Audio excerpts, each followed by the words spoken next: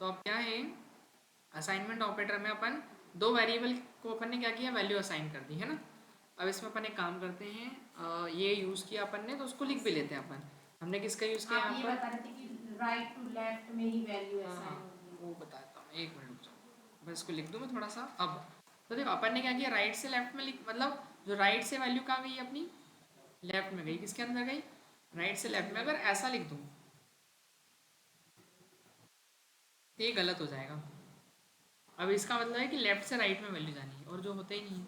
हमेशा assignment operator value जो assign करेगा वो कैसे करेगा, राइट से लेफ्ट में करेगा, लेफ्ट से राइट नहीं करता हूँ है ना, राइट टू लेफ्ट होगी। इतना क्लियर है, तो ये ध्यान रखना है। नहीं तो आप ऐसा कर दो कि सर एक ही बात है, इधर लिख दो उधर लिख दो, क्या मतलब है ना। तो ऐसा नहीं है, आपको राइट से लेफ्ट में ही असाइन होगी वैल्यू, तो ऐसा लिखना है इसको। इतना क्लियर है। चलिए अब ए की वैल्यू मैंने, तो सुनिए, ए प्लस इक्वल टू बी, मैंने एक ऑपरेटर लगाया।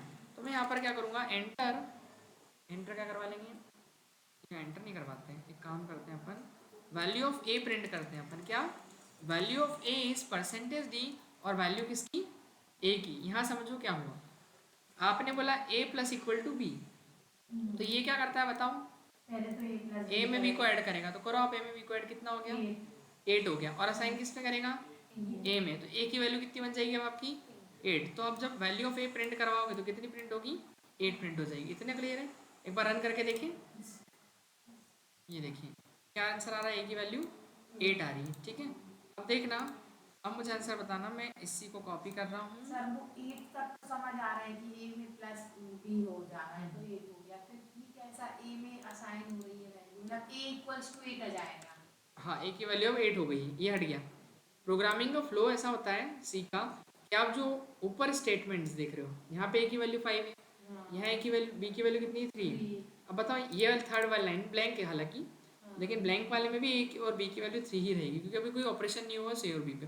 बट अगली लाइन में क्या हुआ, ऑपरेशन हुआ, और उस ऑपरेशन हुआ लाइन को ना। मत छोड़ो, कौन सी वाली, बीच में लाइन मत नहीं छोड़े। नहीं तो उससे क्या फ़र्क पड़ेगा, उससे कोई फ़र्क थोड़ी पड़ेगा। ऑपरेशन तो ये वाली लाइन में हो रहा ना। तो आप ये लाइन का क्या बताने लगे थे एकदम बीच में? ये मैं ये बता रहा था कि जैसे यहाँ कोई ऑपरेशन नहीं है ना, तो इसमें मतलब ये इस लाइन तक ए और बी की वैल्यू 5 और 3 है, इस लाइन तक है ना।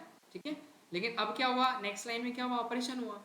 अब ऑपरेशन हुआ तो ए में बी को ऐड किया तो कितना हो गया, हाँ। 8 हो गया है ना। तो 8 हुआ तो असाइन ए में हो गया, मतलब इस लाइन में आपकी ए की वैल्यू कितनी बन गई है, 8। मतलब यहाँ से 8 हो गई वैल्यू, तो अब वो पीछे वाली वैल्यू नहीं रहेगी, ए की वैल्यू कितनी रहेगी अब, 8 रहेगी। मतलब यहाँ भी 8, यहाँ भी 8, यहाँ भी 8 आ रहा, क्या समझ में। फिर आगे अगर कुछ ऑपरेशन होगा तो फिर हो सकता है कि ए की वैल्यू फिर कुछ और बदल जाए। तो यहाँ पे तो 8 प्रिंट हुआ। अब बताओ यहाँ पे ए माइनस बी करेंगे तो अब कितना आंसर आएगा, 2। 5 कितना आएगा, अच्छा 8 माइनस 3 करना 8 है। माइनस 3 करेंगे ना अपन। अभी तो मैंने कहा कि ए की वैल्यू अब पीछे वाली हट गई, पीछे वाली को भूल जाओ आप, है ना, वो नहीं है। ठीक है, पीछे वाली वैल्यू नहीं, अब कौन सी हो गई, 5। अब यहाँ पे 8 हो गया था, तो 8 में से माइनस करो अब 3 को, तो कितना हो गया, 5 हो गया। ठीक है, तो यहाँ पे मैं लिख ही देता हूँ, आपको कन्फ्यूजन होगा नहीं। तो 8 यहाँ पे हो गई, और यहाँ पर कितनी हो गई, 5 होगा। तो यहाँ पे a इक्वल्स टू 5 हो जाएगा। 3 चले जाएंगे तो 5 बचेगा। हाँ, अब देखो ए की वैल्यू कितनी हो जाएगी आपकी इसमें, 5। फिर A multiply equals to be, अब कितना होगा आंसर बताइए, 15 हो जाएगा ना, 5 है और वो बी 3 है ना अपना, तो मल्टीप्लाई करेंगे तो कितना हो जाएगा, 15 ही प्रिंट होगा। ठीक है, फिर उसके बाद अगर अपन ए डिवाइड इक्वल्स टू बी को प्रिंट करवाएंगे तो क्या प्रिंट होगा, इसका 15 है ना आंसर, आपने कहा 15। ठीक है, इसका क्या होगा, ए डिवाइड इक्वल्स टू बी,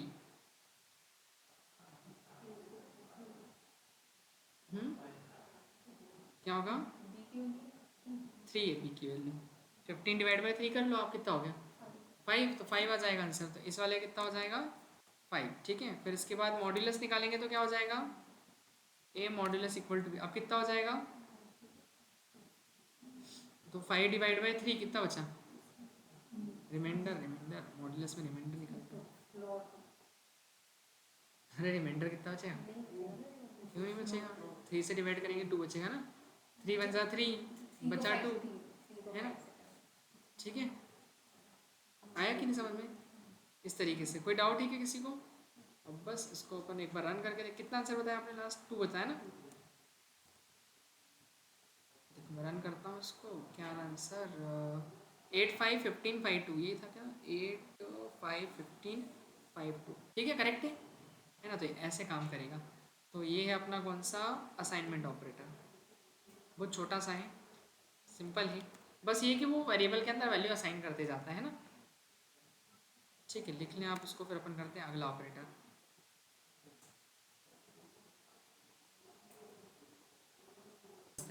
अब अगला ऑपरेटर है अपना कौन सा, जिसका नाम क्या है, नेक्स्ट ऑपरेटर है अपना इंक्रीमेंट डिक्रीमेंट ऑपरेटर, फोर्थ है ना, increment increment and decrement operator, increment and decrement decrement operator. देखिए इंक्रीमेंट का मतलब क्या होता है, बढ़ाना, और डिक्रीमेंट का मतलब घटाना, है ना। तो इंक्रीमेंट किसको करना, वेरिएबल की वैल्यू को बढ़ाना, वेरिएबल के अंदर जो वैल्यू उसको क्या करना, बढ़ाना है घटाना, ठीक है। तो ये क्या करता है, this operator is used to, या this is used to increase, या क्या करता है, इंक्रीज करता है या डिक्रीज करता है, इंक्रीज या फिर decrease value of variable, value of variable bye 1। मतलब एक से ही क्या करेगा, इंक्रीज करेगा या फिर डिक्रीज करेगा वैल्यू ऑफ वेरिएबल बाय 1, है ना। मतलब वेरिएबल की वैल्यू को एक से क्या करेगा, ये बढ़ाएगा या फिर क्या करता है, एक से घटा देता है, इंक्रीज या डिक्रीज, है ना। मतलब इंक्रीज का मतलब जैसे आपने एक की वैल्यू 10 लिखी, अब उसको 11 करना है, तो आप उसमें इंक्रीमेंट ऑपरेटर लगा देंगे, तो एक से क्या हो जाएगी, बढ़ जाएगी। आपको 10 है तो 9 करना है, तो आप क्या करोगे, उसमें डिक्रीमेंट ऑपरेटर लगा दोगे। इतना क्लियर है। देखो ऐसा भी कर सकते हैं ना अपन, सिंपल सा एक कंसेप्ट है कि मैंने ए की वैल्यू क्या लिखी है 10, अब बताओ उसको 9 कैसे बनाएंगे, ए की वैल्यू को 9 कैसे बनाया जाएगा, एक माइनस करोगे ना, सिंपल ऐसे ही करोगे ना कि सर एक काम कर सकते हैं अपन, ए इक्वल टू ए माइनस 1 कर देते हैं, कर सकते हैं ना, कि ए की वैल्यू में से कितना माइनस कर लो 1, और वापस उसका आउटपुट को कहाँ पे स्टोर करो, ए में स्टोर करो, आ रहा समझ में। तो ये ए इक्वल टू अभी देखो 10 है ना, और 10 माइनस 1 तो कितना हो गया, ये ए की वैल्यू 9। तो इतना सब क्यों करें अपन, तो हमारे पास शॉर्ट में एक ऑपरेटर होता है कौन सा, ये करने के लिए इंक्रीमेंट, कि ऐसा प्लस प्लस ए लिख दोगे तो वो एक से बढ़ा देता है, आ रहा समझ में। अब इसमें भी अलग अलग टाइप होते हैं, सुनना कौन कौन सा होता है। ऐसा नहीं कि आप सोचो कि सर 5 से बढ़ जाए वैल्यू इंक्रीज होकर 6 से बढ़ जाए, नहीं, वो एक से ही बढ़ाएगा और एक से ही घटाएगा। अगर 5 6 आपको बढ़ानी है तो फिर आपको मैनुअल करना पड़ेगा, वो क्लियर है इतना, ठीक है। अगर एक से बढ़ानी है एक से घटानी है तो वो आप इंक्रीमेंट या डिक्रीमेंट ऑपरेटर लगा सकते। देखिए अब इसमें टाइप कौन कौन से होते हैं, टाइप ऑफ इंक्रीमेंट या डिक्रीमेंट ऑपरेटर, देखो तो कौन कौन से टाइप है इंक्रीमेंट या डिक्रीमेंट ऑपरेटर के। पहला अगर बात की जाए तो फर्स्ट है आपका प्री इंक्रीमेंट, प्री इंक्रीमेंट या फिर इसको बोलते हैं क्या, प्री डिक्रीमेंट, है ना। और एक होता है आपका कौन सा, post increment, post increment and post decrement, post increment and post decrement, ठीक है। ये है इसके टाइप। अब देखो प्री इंक्रीमेंट में क्या होता है, पहली बात तो देखो जो इंक्रीमेंट है उसका साइन क्या होता है, प्लस प्लस होता है, और डिक्रीमेंट का साइन क्या होता है, माइनस माइनस। इतना क्लियर है, ठीक है। अब इसके बाद बात की जाए प्री इंक्रीमेंट, और प्री इंक्रीमेंट का मतलब, प्री मतलब क्या होता है, पहले, मतलब इसमें पहले क्या होगा, वेरिएबल की वैल्यू इंक्रीज या डिक्रीज हो जाएगी, बाद में फिर आप यूज़ कर सकते हो। लेकिन पता है पोस्ट में क्या होगा, पहले वैल्यू इंक्रीज नहीं होगी या ना डिक्रीज होगी, पहले वेरिएबल की वैल्यू यूज़ होगी फिर इंक्रीज या डिक्रीज होगी। इसमें क्या होगा, देखो पहले वैल्यू इंक्रीज या डिक्रीज हो जाएगी फिर यूज़ होगी, और इसमें क्या होगी, पहले यूज़ होगी बाद में इंक्रीज या डिक्रीज होगी, बस उल्टा है। अब इसको ऐसे नहीं समझ में आएगा, इसको समझना पड़ेगा किससे अपने को, एग्जाम्पल से। देखिए तो इसकी अपन डेफिनेशन क्या लिखेंगे, इसकी डेफिनेशन ऐसे लिख सकते हैं अपन कि इफ़, यदि आपका प्लस प्लस या minus minus sign, plus plus या माइनस माइनस साइन कहाँ पर हो, placed before operand, before operand, अगर ऑपरेंड से पहले लगाएं, कैसा मतलब, इधर एग्जांपल समझिए, यहाँ देखिए अगर आपका ऐसा प्लस प्लस ए लिखा है या फिर माइनस माइनस, तो ऑपरेंड से पहले लगाया ना अपन ने, दिख रहा कि नहीं, ऑपरेंड क्या है इसमें, ए के पहले अपन ने प्लस प्लस लगाया और इधर भी ए के पहले माइनस माइनस लगाया, तो अगर पहले ऑपरेंड से पहले अगर आपका प्लस प्लस है या माइनस माइनस लगा हुआ है तो ये जो ये हो जाएगा ये प्री इंक्रीमेंट, और ये क्या हो जाएगा प्री डिक्रीमेंट। इतना क्लियर है, समझ में आ गया कि प्लस प्लस या minus minus sign placed before operand, है ना। आप ही की बेच चलती, मैं कल बोलना भूल गया आपको। 5 बजे से रहती है वाली बैच, मंडे 6 बजे हो जाएगी ऐसे, ठीक है। 6 बजे भी है ना, 6 बजे भी यही वाली है। और वो वाले बच्चे की तबीयत ख़राब हो गई, अभी उसका कॉल आया था तो वो मंडे से करेगी, ठीक है। देखो तो यहाँ पर एक कौन सा होता है, पोस्ट इंक्रीमेंट या फिर पोस्ट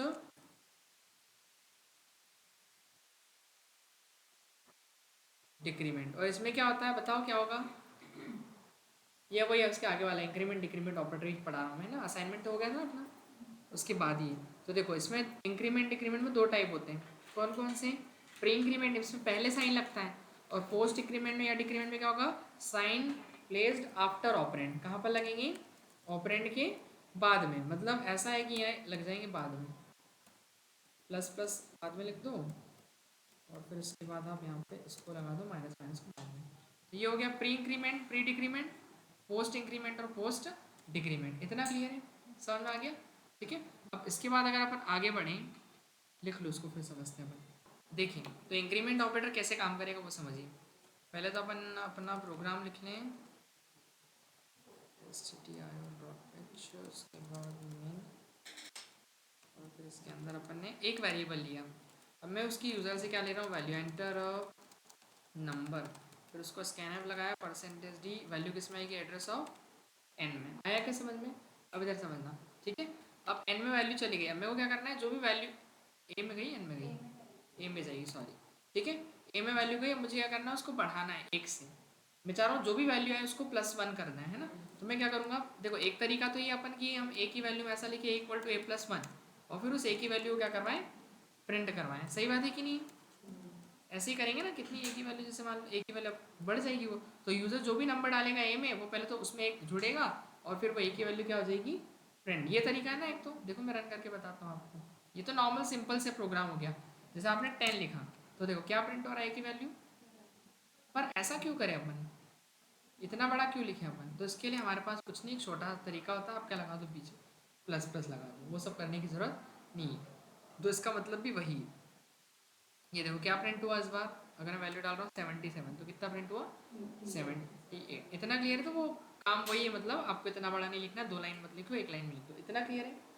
या ऐसा नहीं करना है तो आप ऐसा भी लिख सकते हो, क्यों, a+1 भी लिखोगे तो भी बात वही है ना, कि जो भी ए में है उसको +1 से ऐड कर दो। पर इतना भी क्यों लिखे अपन, सीधे ऐसे लिख देते प्लस प्लस है। बट ये कौन सा वाला ऑपरेटर है, प्री इंक्रीमेंट, क्या बोलते हैं इसको, प्री इंक्रीमेंट है ना। प्री इंक्रीमेंट से वैल्यू क्या आ रही है कि वो, फिर ये लगाने के बाद में अपन क्या लगाते हैं, एक लगाते हैं प्री डिक्रीमेंट। क्या लगाते हैं, प्री डिक्रीमेंट। और प्री डिक्रीमेंट में साइन पहले लगता है कि बाद में, यहाँ माइनस माइनस पहले लग जाएगा है ना, पहले लगेगा ना, प्री डिक्रीमेंट, प्री डिक्रीमेंट में पहले लगेगा, तो साइन यहाँ पर माइनस माइनस हो जाएगा। इतना क्लियर है। देखो तो आपकी यहाँ ए की वैल्यू अगर यूज़र ने 10 डाली है, तो यहाँ कितना होगा, इंक्रीज हो गया वो 11 हो जाएगी।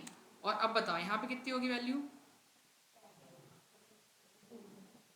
10 हो जाएगी ना, क्योंकि ए की वैल्यू 11 हो गई। अब आपने डिक्रीमेंट लगाया तो 1 से घटेगा वो, तो 11 के बाद कितना प्रिंट होगा, 10। तो देखो एक 11 आएगी और एक 10, कोई भी वैल्यू डाल दो, 10 डाली मैंने, तो देखो प्लस प्लस करने पे, कौन सी बेटा, पिछली वाली, ये वाली बोल रहे हो क्या, ये वाली नहीं ली ऐसा, नहीं समझा नहीं, मतलब उसको 10 ही देना चाहिए, 10 में से 9 आना चाहिए। अच्छा ऐसा नहीं आना चाहिए, कहना मतलब 10 डाला था तो एक हटना चाहिए, 9 होना चाहिए। हाँ देखो ऐसा होता है, ये प्रोग्रामिंग का फ्लो जो है ना वो कंटिन्यूस होता है। अब कंटिन्यूस होता है तो उसको अपडेट हो गई ना वैल्यू यहाँ पे चल के, अब अपडेट हो गई तो उसका बदल गया ना वैल्यू, वैल्यू बदल, अब जैसे मतलब ऐसा है, जैसे अभी प्राइम मिनिस्टर कौन है, उससे पहले कौन थे, मतलब आप ही नहीं होंगे, 2000 की बात है, मनमोहन सिंह है ना, मनमोहन सिंह जी, ठीक है।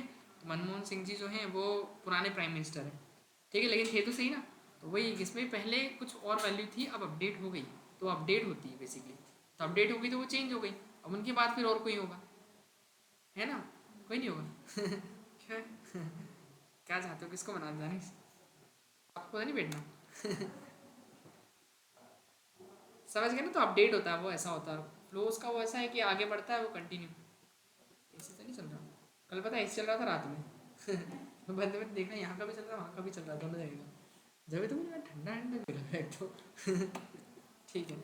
चलो इसके बाद फिर क्या करेंगे, पोस्ट इंक्रीमेंट क्या लगा दिया, पोस्ट इंक्रीमेंट। तो इसमें क्या होगा बताओ, बताया तो मैंने, पोस्ट में क्या होता है वैल्यू बाद में बढ़ती है, क्या होती है बाद में बढ़ेगी। मतलब देखो यहाँ 10 है ना, तो यहाँ भी 10 ही होगा, वो बढ़ाया नहीं उसने, उसने कितना प्रिंट करेगा वो 10 ही। देख लो आप, अगर मैं 10 लिखूंगा तो वो 10 ही प्रिंट करेगा। ये देखो नहीं बढ़ी ना वैल्यू, भले ही साइन लगा है वो, पर नहीं बढ़ाएगा। क्यों? क्योंकि उसका काम है कि वो पहले वैल्यू को यूज़ करेगा। तो पहले वैल्यू जो उसको यूज़ किया उसने 10 को उस लाइन में, फिर वो बढ़ाएगा कब पता है, नेक्स्ट लाइन में बढ़ाता है, अगली लाइन में इंक्रीमेंट देता है।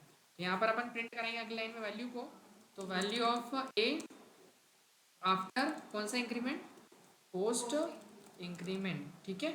और परसेंटेज डी और स्लैश एन, और वैल्यू कहाँ से आएगी इसकी, ए से, है ना। अब थोड़ी इंक्रीमेंट करना है, इंक्रीमेंट हो चुका है, बस उस वैल्यू को प्रिंट करना है अपन। तो ये क्या करता है, पहले वैल्यू यूज़ होती है, बाद में फिर इंक्रीज करता है उसको। तो देखो मैं यहाँ पर जाऊँगा, अब लिखा मैंने 10, तो देखो यहाँ 10 थी वैल्यू, कितनी आ रही है यहाँ पे 10 पर वैल्यू आफ्टर पोस्ट इंक्रीमेंट, और पोस्ट इंक्रीमेंट होने के बाद में वैल्यू कितनी हो रही है उसकी 11 हो रही है ना। तो यहाँ तो 10 थी ना, क्योंकि इंक्रीमेंट इसी लाइन में लगा है, पर वो हुआ कब, नेक्स्ट लाइन में हुआ। सही बात है, हुआ ना। अपन ने इंक्रीमेंट कहाँ लगाया बताओ, इस वाली लाइन में, पर उसने क्या किया, पहले वैल्यू को यूज़ किया बाद में इंक्रीमेंट किया, यही डिफरेंस है। और पोस्ट डिक्रीमेंट में भी सेम होगा, डिक्रीमेंट में क्या हो जाएगा, यहाँ पे इस लाइन पर लिख दीजिए पोस्ट ये इंक्रीमेंट, लिखा था मैंने, ऊपर से शुरू होगा ना लेकिन पोस्ट वाले का। अच्छा after before, before post increment ऐसा लिखूँ मैं, यहाँ लिख देता हूँ ना। बस वहाँ पोस्ट लिख दीजिए, आपके पोस्ट इंक्रीमेंट, कुछ मत लिखिए बिफोर बिफोर। मतलब अगर अकेला पोस्ट इंक्रीमेंट का कोड रन करना होगा तो ये 2 लाइन लिखेंगे ना। ऐसा आप कर सकते हो, ठीक है, समझ गए। बिफोर ठीक है, वो पोस्ट इंक्रीमेंट हो गया, ठीक है। पोस्ट इंक्रीमेंट के टाइम पे 10 ही प्रिंट हुआ, फिर आफ्टर पोस्ट इंक्रीमेंट, पोस्टिंग में होने के बाद में वो वैल्यू अपडेट हो गई अपनी। इसको कैसे यूज करते हैं, मतलब इसको बेटा कि कैसे अपने को, क्वेश्चन में यूज किया जाता है इसको? ये सबसे ज़्यादा यूज़ किए जाते हैं लूप के अंदर। लूप अपन करेंगे ना तब यूज़ होंगे, क्योंकि उसमें बार बार वैल्यू बढ़ानी पड़ती है, अपने को घटानी पड़ती है। तो वो तो तो आप अपन प्लस, ऊपर वाला भी यूज कर सकते हैं, प्री वाला। हाँ लेकिन देखो ऐसा है, दोनों में से कोई सा भी यूज़ करो, पर ऐसा है कि हमको पहले वैल्यू चाहिए बाद में अपडेट चाहिए, तो वो वाला लगा दो पोस्ट वाला, इसमें तो तुरंत बढ़ जाएगी ना वैल्यू। हाँ तो ये सही है ना। कोई सा भी लगाओ कोई दिक्कत नहीं, प्री और पोस्ट काम एक ही है। बोलते हैं ना कान इधर से पकड़ो कान इधर से पकड़ो, वो वाली बात है, किधर से ही पकड़ो पकड़ाएगा तो ही ठीक है, ऐसा काम है। तो वो काम एक ही है दोनों का, आपको पहले चाहिए बाद में। देखो एक रिचार्ज होता है मोबाइल में, प्रीपेड और एक पोस्ट पेड। प्रीपेड में क्या होता है, पहले पे करना पड़ता है, और पोस्ट पेड में बाद में पे करना पड़ता है ना अपने को। लेकिन काम तो हो रहा है ना आपका, पहले पे करेंगे तब, उसमें देखो पहले पे करोगे तब जाके काम होगा, और उसमें क्या है पोस्ट पेड में पहले काम होगा उसके बाद में आपको पे करना है। तो वही तो कर रहा है कि पहले यूज़ कर लो बाद में हम बढ़ाएंगे वैल्यू। और उसमें क्या हो रहा है, प्री वाले में पहले बढ़ रही है बाद में यूज़ होगी, वही वाला कंसेप्ट प्रीपेड पोस्ट पेड वाला। होता तो दोनों में एक ही काम है ना, वही सेम इसमें वही हो रहा है। आपको कोई सा भी यूज़ करो आप, अब वो किसी को प्री वाला अच्छा लगता है, किसी को पोस्ट वाला अच्छा लगता है, एंड डिपेंड्स ऑन सिचुएशन भी फिर, है ना। कि किसी को पोस्ट अगर बाद में इंक्रीमेंट देना हो, कि वैल्यू पहले यूज़ करनी है बाद में इंक्रीमेंट देना, तो वो आप कर सकते हो। वो क्वेश्चन के ऊपर भी डिपेंड करता है फिर, ठीक है। वो खैर क्वेश्चन करेंगे तब समझ में आएगा, तभी तो उसको यूज़ समझना है कि हाँ। तो अपन क्या कर रहे थे, माइनस माइनस है ना, इतना क्लियर है। तो A minus minus value after post decrement, post decrement और वैल्यू बताइए कितनी आएगी डिक्रीमेंट होने के बाद में वैल्यू। यहाँ कितनी हो गई थी, क्यों, अरे अच्छा 11 बढ़ गई थी ना, बढ़ने के बाद फिर यहाँ पे 11 यहाँ भी 11 ही होगी, क्योंकि अभी डिक्रीमेंट लगाया, अब वो लगेगा कब, अगली लाइन में, ठीक है। पोस्ट है ना क्योंकि डिक्रीमेंट, यहाँ 10 हो जाएगा। समझ तो नहीं गए, ये देखो मैंने 10 लिखा, इधर समझो कहाँ गया। एक ही वैल्यू कितनी डाली अपन ने, 10 डाली। तो देखो प्री इंक्रीमेंट में क्या बोलता है, प्री इंक्रीमेंट क्या पहले इंक्रीमेंट ले लो बाद में फिर वैल्यू यूज़ करो। तो देखो अब यहाँ 11 हो गई, अब वो अगली लाइन में वैल्यू क्या रहेगी, 11 ही रहेगी, है ना। पहले इंक्रीज हो गई, फिर प्री डिक्रीमेंट में क्या होगा, पहले डिक्रीज हो जाएगी। तो देखो 11 से कितनी हो गई वो 10 हो गई। फिर पोस्ट इंक्रीमेंट, पोस्ट इंक्रीमेंट में क्या होगा, पहले वैल्यू यूज होगी बाद में इंक्रीज होगी, है ना। तो पहले यूज हुई वो वैल्यू, पिछली वाली वैल्यू दिख रही है ना, और फिर बाद में इंक्रीज हुई है वो दिख रही है ना अगली लाइन में। और फिर देखो अब पोस्ट डिक्रीमेंट लगा, डिक्रीमेंट तो घटना चाहिए था, पर पोस्ट लगा हुआ है, तो पोस्ट क्या करेगा, पहले पिछली वाली यूज होगी उसके बाद फिर डिक्रीमेंट देगा वो। मतलब ऐसा समझ सकते हो कि जो प्री इंक्रीमेंट होता है उसमें सेम लाइन में वैल्यू बढ़ जाती है, और जो पोस्ट इंक्रीमेंट होता है उसमें वैल्यू बाद में बढ़ती है या घटती है। भारत एक लाइन बाद बढ़ती है, उसमें एक लाइन बाद घटेगा, पोस्ट में यहाँ बढ़ेगा, और प्री में सेम लाइन पे बढ़ जाएगा घट जाएगा, ऐसा आप समझ सकते हो। बाकी कोई सा भी आप यूज़ करो, काम दोनों का एक ही है, ठीक है। चलिए अब आगे चलते हैं अपन। Pre increment, post increment, decrement हो गया, ये खत्म हो गया अपना प्री इंक्रीमेंट पोस्ट डिक्रीमेंट। अब नेक्स्ट है हमारा कौन सा है ये, लॉजिकल ऑपरेटर। लॉजिकल का मतलब क्या होता है, लॉजिक लगाना है ना। देखो लॉजिकल ऑपरेटर की अगर बात की जाए तो लॉजिकल ऑपरेटर कुछ ऐसे होते हैं अपने, तीन टाइप के। लॉजिक लगा के हमको आंसर देना है, चेक करना है, एंड और नॉट। देखो लॉजिकल ऑपरेटर क्या करेंगे, पहले आपके लॉजिक को चेक करेंगे जो आपने लॉजिक दिया है, अगर लॉजिक सही है तो आपको ट्रू आउटपुट देंगे, गलत है तो फॉल्स आउटपुट दे देंगे। इतना क्लियर है। अब लॉजिकल ऑपरेटर में भी ट्रू और फॉल्स में आंसर हाँ देते हैं, और ये मतलब 0 और 1 नहीं। नहीं, वो 0 1 ही, मतलब 0 1 का मतलब ट्रू फॉल्स। सी में पूरा ट्रू फॉल्स नहीं आता है, केवल 0 1 चलता है इसके अंदर, 0 और 1, ठीक है ना। अगर जहाँ मैं ट्रू फॉल्स बोलूँ तो समझ जाना 0 और 1 है, ठीक है, क्लियर है इतना। तो 0 और 1 में आंसर करेंगे अपने को, यानी ट्रू और फॉल्स में। आपका लॉजिक सही है, ट्रू मिल जाएगा, नहीं तो फॉल्स मिल जाएगा, है ना, यानी या तो 1 मिलेगा या तो 0 मिलेगा। अब देखिए इसमें तीन टाइप के होते हैं लॉजिकल, कौन कौन से, एंड और नॉट। अब एंड क्या करता है पता है, एंड ये करता है कि आपकी एक से ज़्यादा कंडीशन होगी। देखो अगर मैं बोलूँ ऐसा, मैंने लिखा ए ग्रेटर देन बी, ए क्या लिया ग्रेटर, या चलो छोड़ो ए ग्रेटर देन बी को छोड़ो, मैंने बोला 10 ग्रेटर देन 7, ट्रू है या फॉल्स है, क्या है, ट्रू है, ठीक है। अब एक और लिखा मैंने 7 ग्रेटर देन 10, फॉल्स है ना। लेकिन अगर मुझे एक साथ चेक करना है कि अगर दोनों सही हो तो ये आंसर क्या होना चाहिए, ट्रू आना चाहिए, मतलब दोनों, या ऐसा कुछ और कंडीशन लेते हैं अपन, 10 बड़ा है 5 से एंड 4 बड़ा है क्या 8 से। तो बताइए ये वाली कंडीशन सही है, ये वाली सही है, या दोनों सही है, या दोनों गलत है, क्या है, एक सही है एक गलत। एक सही है एक गलत है। अब दो कंडीशन हो गई आपके पास, तो इन दो कंडीशन को मैं मर्ज कैसे करूँगा, क्या करना है आपने को, मर्ज करना है। जैसे अभी एक कंडीशन होगी तो मुझे कोई मर्ज करने की जरूरत थोड़ी, मैं सीधे प्रिंट करवा सकता हूँ। याद है अपन ने करा था रिलेशन ऑपरेटर में, ए ग्रेटर देन बी करके, इसी को अभी में डाला था ना, कल अपन ने किया था, ए इज ग्रेटर देन बी, ऐसा किया था अपन ने। और कुछ मैंने ए की वैल्यू दी थी और फिर मैंने कुछ बी की वैल्यू दी थी, याद है। फिर अपन ने चेक किया था ना कि ए बड़ा है बी से, तो इसका आंसर क्या आएगा, ट्रू या फॉल्स, फॉल्स आ जाएगा, क्या आ जाएगा, फॉल्स आएगा। लेकिन अगर मान लो मेरे पास कुछ इस बार सी भी है, क्या है, सी भी है इस बार मेरे पास, ठीक है, और मुझे ये चेक करना है कि ए बड़ा है क्या बी से, एंड क्या चेक करना है, एंड ए बड़ा है क्या सी से भी। तो ये दो कंडीशन, मेरे को ये चेक करना है कि ए बी और सी दोनों से बड़ा है क्या। तो कितनी कंडीशन हो गई मेरे पास, तो अब मैं दो को मर्ज कैसे करूँ, तो वही दो को मर्ज करना है तो एंड या और ऑपरेटर लगाया था, केवल एंड और नॉट केवल, वो केवल एक कंडीशन पर लगाया था। दो या दो ज़्यादा कंडीशन मर्ज करनी हो तो या तो आप एंड लगाओगे या तो क्या लगाओगे, और लगाओगे। इतना क्लियर है।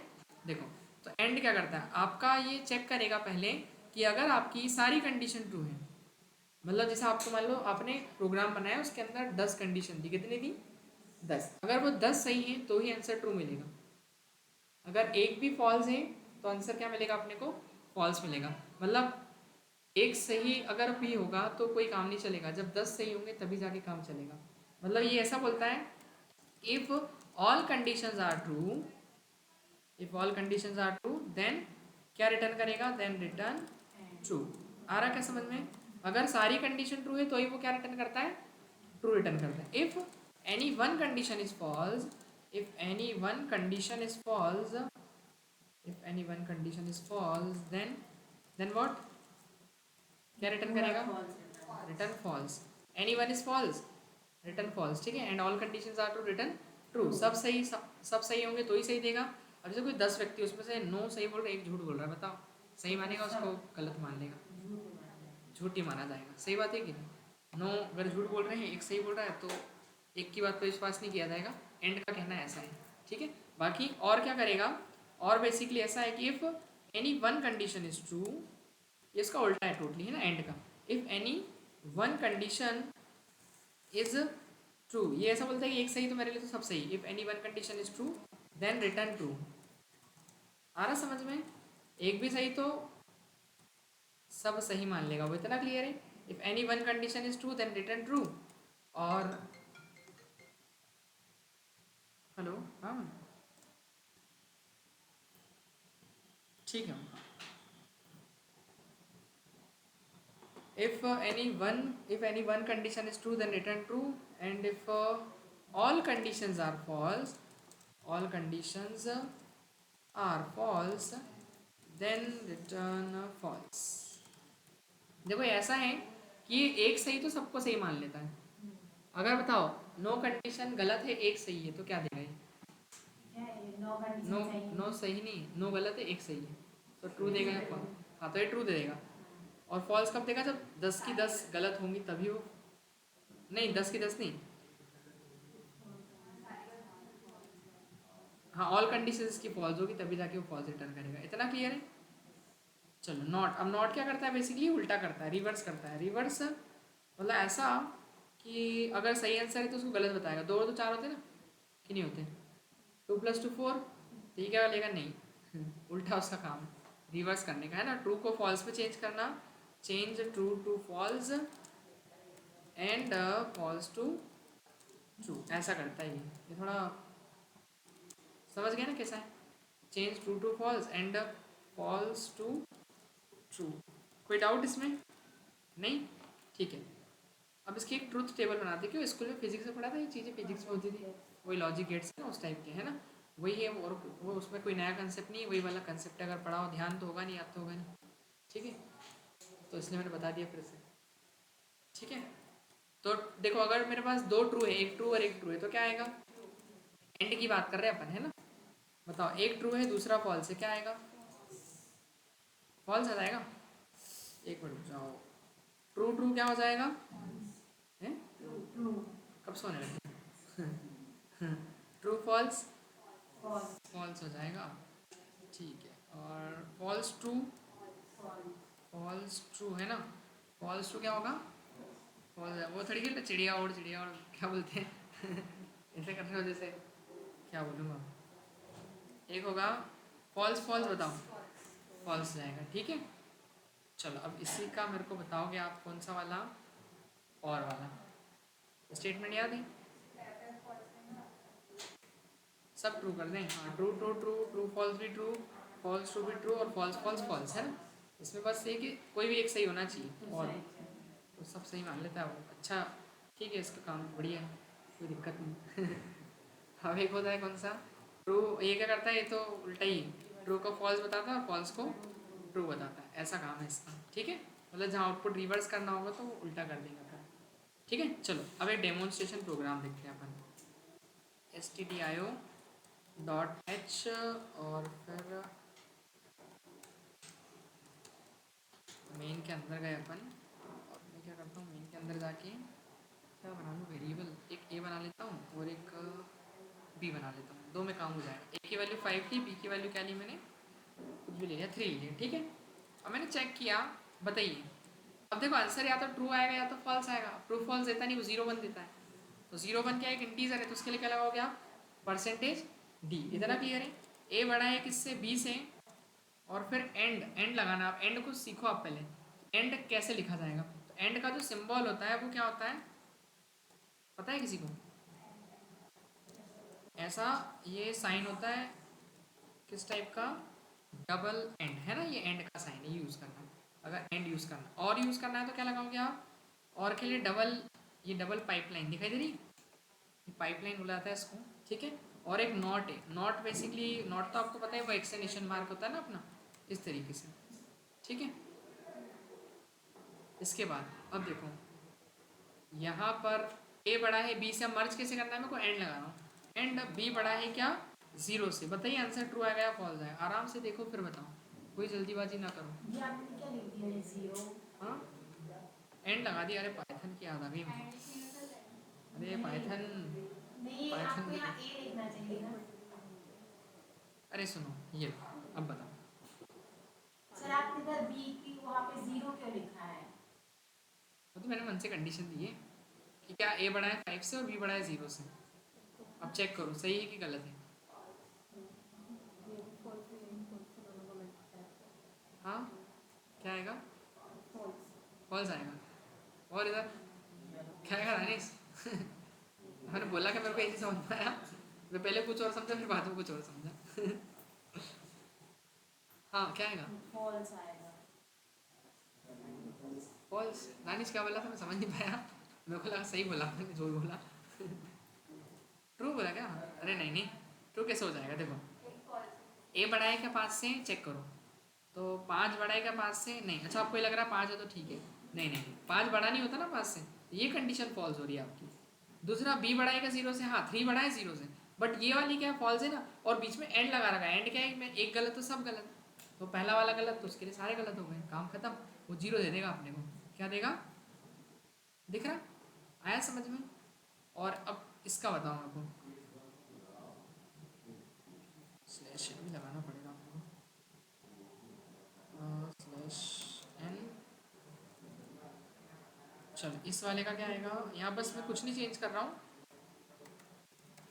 और लगा दिया मैंने। इसमें ट्रू आ जाएगा, क्यों? क्योंकि एक सही। हाँ उधर खाली हो गई क्या? अच्छा मेरे को नीचे आना है, ठीक है भूल गया था मैं। ओके ओके, चलो नीचे वाले में चलना पड़ेगा अपने को। दूसरे बच्चे आ रहे हैं यहाँ पर, नई लेव लगेगी। ये लिख लिया इतना? लो नो नॉट बताया था, लिख लो फिर चलो, है ना? क्या करोगे? प्रिंट एफ, देखो नॉट क्या करेगा, वो आउटपुट तो ट्रू फॉल्स में ही देगा, लेकिन करेगा क्या है? जैसे ए ग्रेटर देन बी, ए ग्रेटर देन बी, तो क्या लगा देंगे यहाँ पे बना के? बताओ ए बड़ा है क्या बी से? बड़ा है, लेकिन नॉट लगा दूंगा तो फॉल्स दे देगा वो। तो ये उल्टा करता है ना, उल्टा दे देगा, 0 दे देगा। साइन का यूज करना हमेशा। क्लियर है इतना? तो उसने क्या दे दिया अपने को? 0 दे। हाँ उसका उल्टा कर देगा, जो अगर सही है तो गलत देगा, गलत है तो सही दे देगा। ट्रू को फॉल्स। देखो अब ए बड़ा है 0 से, 5 बड़ा होता है 0 से? हाँ होता है, 3 से मतलब। ठीक है, तो उसने नॉट लगा दिया तो फॉल्स दे दिया आपने को, नहीं नहीं होता है, मना कर दिया उसने, उल्टा कर दिया उसने। समझ गए? हाँ हाँ लिख लो, कोई दिक्कत नहीं है।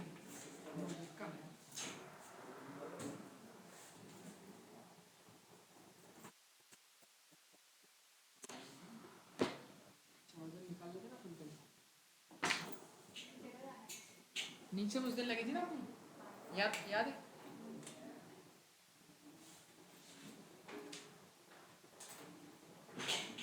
चले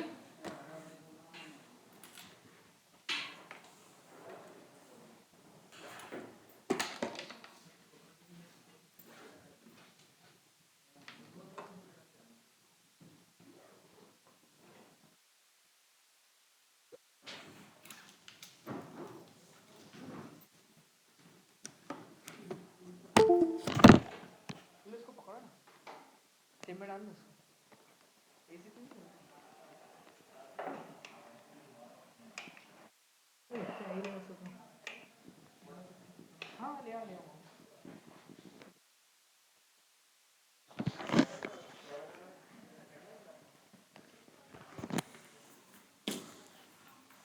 रघु बढ़िया। हाँ यार वो गुरुदेव को उधर ही होता।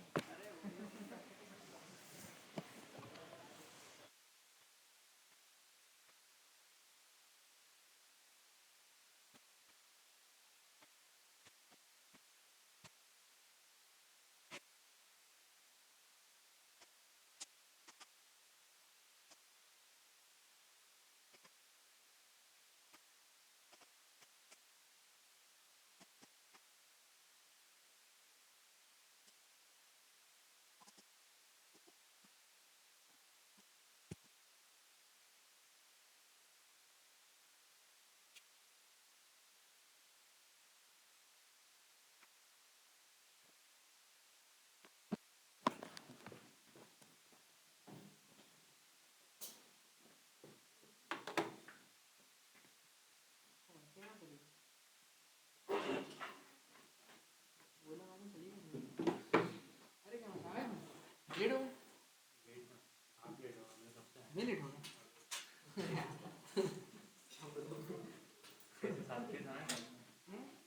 यार क्या हो गया? बड़ी समझ कोई दिक्कत वैसे है नहीं,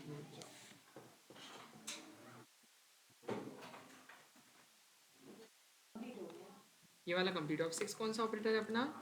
कंडीशनल ऑपरेटर है ना, कंडीशनल ऑपरेटर। अब देखो कंडीशनल ऑपरेटर क्या होता है।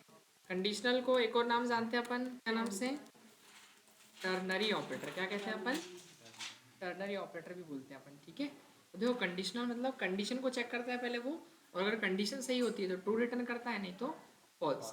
लेकिन ये ट्रू फॉल्स ऐसा नहीं देता, 0 1 में नहीं देता है। ये क्या करता है पता है? कंडीशन ट्रू है तो इसका एक सिंटेक्स है, देखो ऐसा कि पहले तो आपकी कंडीशन चेक की जाएगी। पहले क्या करेगा ये अपनी कंडीशन, मतलब कंडीशन उसको ब्रैकेट के अंदर देना है। किसके अंदर? ब्रैकेट के अंदर। इतना क्लियर है? कंडीशन चेक करेगा, कंडीशन सही है तो इसमें क्वेश्चन मार्क ब्लॉक होता है। कौन सा होता है? Question mark. और अगर ये कंडीशन सही है तो क्वेश्चन मार्क में आप जो भी लिखोगे ये माना जाएगा ट्रू का सेक्शन। किसका सेक्शन? मतलब आपने जो भी इस कंडीशन के ट्रू होने में आप चाह रहे हो वो आपको यहाँ लिखना है ट्रू सेक्शन के अंदर। और अगर कंडीशन के फॉल्स होने में आप जो मैसेज चाह रहे हो वो इस कॉलन सेक्शन के अंदर लिखना है। तो ये कौन सा सेक्शन हो गया अपना? फॉल्स का सेक्शन। इतना क्लियर है? तो दो सेक्शन में डिवाइड होता है, एक क्वेश्चन मार्क और एक कॉलन में। तो क्वेश्चन मार्क का स्टेटमेंट कब चलता है? जब ये कंडीशन ट्रू होती है। फॉल्स कब चलेगा? जब कंडीशन क्या हो जाएगी? फॉल्स। इसको आप ऐसा समझ सकते हो, डायग्राम को अपन इसको बना के देखें ऐसे। देखो मैंने यहाँ पर ये देखो दिखाई दे रहा है। अब जैसे मान लो अपनी दी गई कंडीशन ट्रू है, क्या है? अगर ट्रू है कंडीशन, कंडीशन ट्रू है तो ये वाला चलेगा। ये कब चलेगा? कंडीशन जब आपकी क्या होगी? ट्रू होगी। और फॉल्स अगर होगी, अगर ये कंडीशन फॉल्स हुई है तो फिर ये जो कॉलन में लिखा है ये वाला स्टेटमेंट चलेगा। आ रहा है क्या समझ में? तो ट्रू होने में ये वाला चलेगा, फॉल्स होने में ये वाला चलेगा। ठीक है, क्लियर है इतना? अब देखो एक क्वेश्चन करते हैं अपन। कैसे? मान लेते हैं अपन कोई स्टूडेंट है और उसके मार्क्स अगर 33 ज़्यादा आए तो हम पास प्रिंट करवाएंगे, नहीं तो फेल प्रिंट करवाएंगे, है ना। तो देखो अब यहाँ पर अपन पहले तो यूज़र से इनपुट लेंगे इसमें, इस प्रोग्राम के अंदर। तो फर्स्ट अपन ने क्या किया, एक मार्क्स नाम से अपन ने वेरिएबल मान लिया। किस नाम से? MARKS मार्क्स, ठीक है। अब मैं यहाँ पर जाऊँगा, यूज़र से वैल्यू लूँगा और फिर क्या किया मैंने, प्रिंट एफ लगाया मैंने, enter the marks of student. इतना क्लियर है? Marks of what? स्टूडेंट, ठीक है। स्टूडेंट के मार्क्स एंटर करवाएं, फिर उसको स्कैन एफ से स्कैन कर लेंगे अपन। स्कैन एफ परसेंटेज डी, और वैल्यू किस में आएगी अपनी? एड्रेस ऑफ मार्क्स में, है ना। सही बात है कि नहीं? इसी में जाएगी वैल्यू। अब चेक करेंगे कंडीशन, तो कंडीशन कैसे देते हैं अपन? इस ब्रैकेट के अंदर अपना कंडीशन ऑपरेटर लगाया अपन ने कि इफ़ अगर मेरे मार्क्स ग्रेटर देन हुए कितने से? 33 से। 33 से क्या हुए? ज़्यादा हुए, या बराबर भी ले लेते हैं कि अगर मान लो किसी के 33 के क्या गए, इक्वल भी आए, ज़्यादा और बराबर हुए अगर मार्क्स, तो हम क्या करेंगे? तो कंडीशन के ट्रू होने में कौन सा ब्लॉक चलता है? Question mark. तो हम क्वेश्चन मार्क ब्लॉक में क्या लिख देंगे? यहाँ पर लिख देंगे अपन क्या? PASS। इतना क्लियर है? तो अगर क्या होगा कि ये मार्क्स ज़्यादा होंगे 33 से तो पास प्रिंट होगा, और कॉलन नहीं तो क्या प्रिंट करवाएंगे अपन? इसमें, ठीक है ना। तो अगर देखो यूज़र मार्क्स एंटर करेगा, अब मार्क्स कितने एंटर किए यूज़र ने? 45 मान लो, और 45 ग्रेटर या इक्वल होता है 33 से? ग्रेटर है, तो वो प्रिंट क्या करवा देगा? पास। क्यों? बिकॉज ये कंडीशन ट्रू है ना। और फिर अगर मान लो 30 एंटर किया, 30 ग्रेटर देन या इक्वल होता है 33 से? नहीं, फॉल्स है कंडीशन, तो कॉलन में जो लिखा है वो चलेगा। देखो एक बार रन करके देखते हैं अपन, चल भी रहा कि नहीं। तुमने यहाँ लिख दिया जैसे कुछ भी 46, तो क्या आ रहा है? पास प्रिंट हो रहा है। और अगर मैं यहाँ पर लिख दूँ 22, तो क्या प्रिंट हो रहा है? आया क्या समझ में? है ना। तो ये खैर बहुत छोटा सा एक बेसिक एग्जांपल है। इसको अपन बहुत कम यूज़ करते हैं, लेकिन अधिकतर इसी की बेस पे अपन यूज़ करते हैं। इसमें क्या इफ एल्स, क्या यूज़ करते हैं? इफ एल्स जैसे ही काम करता है ये भी, कि कंडीशन ट्रू हो तो इफ चलेगा, नहीं तो फॉल्स हो तो एल्स चलेगा। वैसे में कि कंडीशन ट्रू है तो क्वेश्चन मार्क चल रहा है, और नहीं तो कॉलन चल रहा है ना। वो इफ एल्स जैसा है, mostly upon if else use करते हैं, ये बहुत कम। तो देखो अब ये तो हो गया अपना कौन सा? Conditional operator. अब नेक्स्ट जो ऑपरेटर है वो हमारा कौन सा है? Size of operator. कौन सा है? Size of. Size of operator क्या होता है? देखो आपको पता है साइज मतलब अगर कोई भी डेटा जब स्टोर होता है तो उसको क्या चाहिए होती है? मेमोरी चाहिए होती है। क्या चाहिए होती? मेमोरी। मोबाइल में जैसे हमारे पास जो मोबाइल होता है उसमें हम डेटा स्टोर करते हैं, तो कई बार क्या होता है? मेमोरी फुल हो जाती है। अब फुल हो जाती है तो उसमें क्यों होती है? क्योंकि स्पेस नहीं है ना, स्पेस नहीं होती ना उसमें, तो वो क्या करता है अपनी मेमोरी फुल बता देता है। तो ऐसे ही आपके जो डेटा स्टोर करते हो तो मेमोरी होती कैसे है, जीबी में होती है ना, मोबाइल में किस में होती है, जीबी। जीबी से छोटा क्या होता है, एमबी छोटा, केबी से छोटा,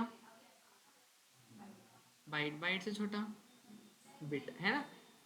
तो ऐसा मतलब क्या होता है कि सबसे छोटी यूनिट बीट होती है, कौन सी होती है, बीट। उससे बड़ी होती है बाइट। तो बेसिकली जब आप इसके अंदर डेटा देते हो, अब डेटा अपन कैसे देते हैं, या तो हम देखो हम इंटीजर नंबर डालते हैं डेटा में, या तो क्या डालते हैं डेसिमल नंबर्स डालते हैं, या फिर क्या डालते हैं अपन कोई नाम या फिर कैरेक्टर अपन लिखते हैं, ऐसे ही बेसिकली, ठीक है ना। तो डेटा इस तरीके से रहता है अपना। तो देखो आपका अगर कोई इंटीजर नंबर है तो वो कितने बाइट लेता है आपके सिस्टम में, बताए वो लेता है 4 बाइट। कितने लेता है, 4 बाइट कंज्यूम करेगा। अगर कोई इंटीजर है तो वो सॉरी क्या बोलते हैं आपका डेसिमल है तो वो भी 4 बाइट ही लेता है। कितने लेता है, और अगर कोई कैरेक्टर है तो कैरेक्टर कितने बाइट लेता है, ओनली 1 बाइट। कितने लेता है, 1 बाइट। आ रहा क्या समझ में, मतलब अगर कोई इंटीजर है तो इंटीजर कितने, यहाँ लिख दूँ मैं, इंटीजर कितने बाइट लेगा 4, एक फ्लॉट होगा वो कितने लेगा 4, और कैरेक्टर जो है वो कितने लेगा। देखो ये 4 तो है, बट आपके डिपेंड करता है सिस्टम के ऊपर भी, कॉन्फ़िगरेशन के ऊपर, है ना। सिस्टम का जो कॉन्फ़िगरेशन है कितने बिट का है, तो उतने हिसाब से वो 2 से 4 बाइट ले सकता है। 2 बाइट भी लेगा, किसी किस्म 2 दिखाए, ये घर में रन करो तो बोलेगा सर हमारे इसमें 2 आ रहा था, ठीक है। तो किसी केस में 2 भी हो सकता है, किसी केस में 4 भी हो सकता है, डिपेंड करेगा वो सिस्टम का आपका कॉन्फ़िगरेशन कौन सा है। तो 2 या 4 बाइट है ना। तो अपन इसको एक बार रन करके देखें। ये मतलब निकालना ही तो मैंने बताया आपको कि एक इंटीजर कितने बाइट लेगा, मैक्स टू मैक्स 4 बाइट लेगा वो, ठीक है। इसके बाद फ्लोट कितने लेगा, एग्जैक्टली 4, और क्या एक कैरेक्टर कितने लेगा, 1 बाइट। अब जैसे आपका नाम, अब जैसे क्या नाम है आपका, ADITY, 6 बाइट हो गए आपके नाम में, आ रहा समझ में, क्योंकि एक कैरेक्टर एक ले रहा है, तो 6 कैरेक्टर कितने हो जाएंगे, 6 बाइट कंज्यूम होंगे। ऐसे ही जैसे आपकी एज एंटर करवाऊंगा तो 4 बाइट लेंगे या 2 बाइट लेगा। अगर आपका वेट एंटर करवाऊंगा तो कितने बाइट में स्टोर होगा, 4 बाइट में, क्लियर है। अब देखो इसको निकालते कैसे, इसका सिंटेक्स आप समझो। तो सिंटेक्स कुछ इस तरीके से रहता है इसका। पहले आपको क्या लिखना है, साइज ऑफ, क्या लिखना है, साइज ऑफ, और साइज ऑफ के बाद आपको आपका जो भी डेटा टाइप है वो देना है। क्या देना है, डेटा का टाइप, क्या आप इंटीजर टाइप का साइज पता करना चाह रहे हो, या फिर कैरेक्टर का, फ्लॉट का, है ना, जो भी है। डेटा टाइप भी आप दे सकते हो, या फिर इसकी जगह हम क्या दे सकते हैं, वेरिएबल का नाम भी दे सकते हैं, दोनों चीज़ दे सकते हैं। क्या दे सकते हैं, तो डेटा का टाइप या फिर वेरिएबल का, दोनों चीज़ों में से कोई सी भी दो वैलिड होगा वो, क्लियर है इतना। कोई डाउट है क्या इसमें, नहीं, ठीक है। तो ये दोनों ओपन कर सकते हैं। तो कहने का मतलब ये है कि आप चाहे डेटा टाइप दें या फिर क्या दें, वेरिएबल का नाम, दोनों ही वो क्या है, वैलिड है। कोई डाउट इसमें, नहीं। अब एक काम करते हैं अपन, इसको यूज़ करके देखते हैं, हैश इंक्लूड stdio.h, इसके बाद बनाएंगे अपन मेन, और मेन में जाने के बाद ये कौन से ब्रैकेट है, कौन कौन से वेरिएबल बनाऊँ, एक इंटीजर में ए ले लेता हूँ, और एक फ्लॉट में क्या ले लेता हूँ, FLOAT, फ्लॉट में बी, और कैरेक्टर में क्या ले लिया अपन ने, चलेगा सी, या सी एच कर दूँ, सी तो वो भी होता है ना, कन्फ्यूज होगा, सी एच कर देते हैं अपन, ठीक है। इसमें कुछ इंटीजर वैल्यू स्टोर करवाएंगे, इसमें कुछ डेसिमल वैल्यू स्टोर करवाएंगे, इसमें क्या करेंगे, कुछ कैरेक्टर। हाँ बताइए, इतने में किसी को प्रॉब्लम है क्या, नहीं है। अब मुझे पता करना है कि दो ने कितना साइज़ लिया है, 45 पॉइंट कितना लिया है, इसने कितना लिया है, तीनों का साइज़ पता करना है। तो अपन क्या करते हैं, एक मैसेज देते हैं, क्या साइज़ ऑफ किसका पता करूँ, पहले ए का पता कर लेते हैं, या साइज़ ऑफ इंट, इंट मतलब इंटीजर कितना साइज़ ले रहा है, तो size of int is percentage D. अब डी क्यों लगाया अपन ने, क्योंकि देखो आपका आंसर कैसा आएगा, 4 आएगा, 4 आएगा ना, 4 बाइट्स या 2 बाइट्स, ठीक है।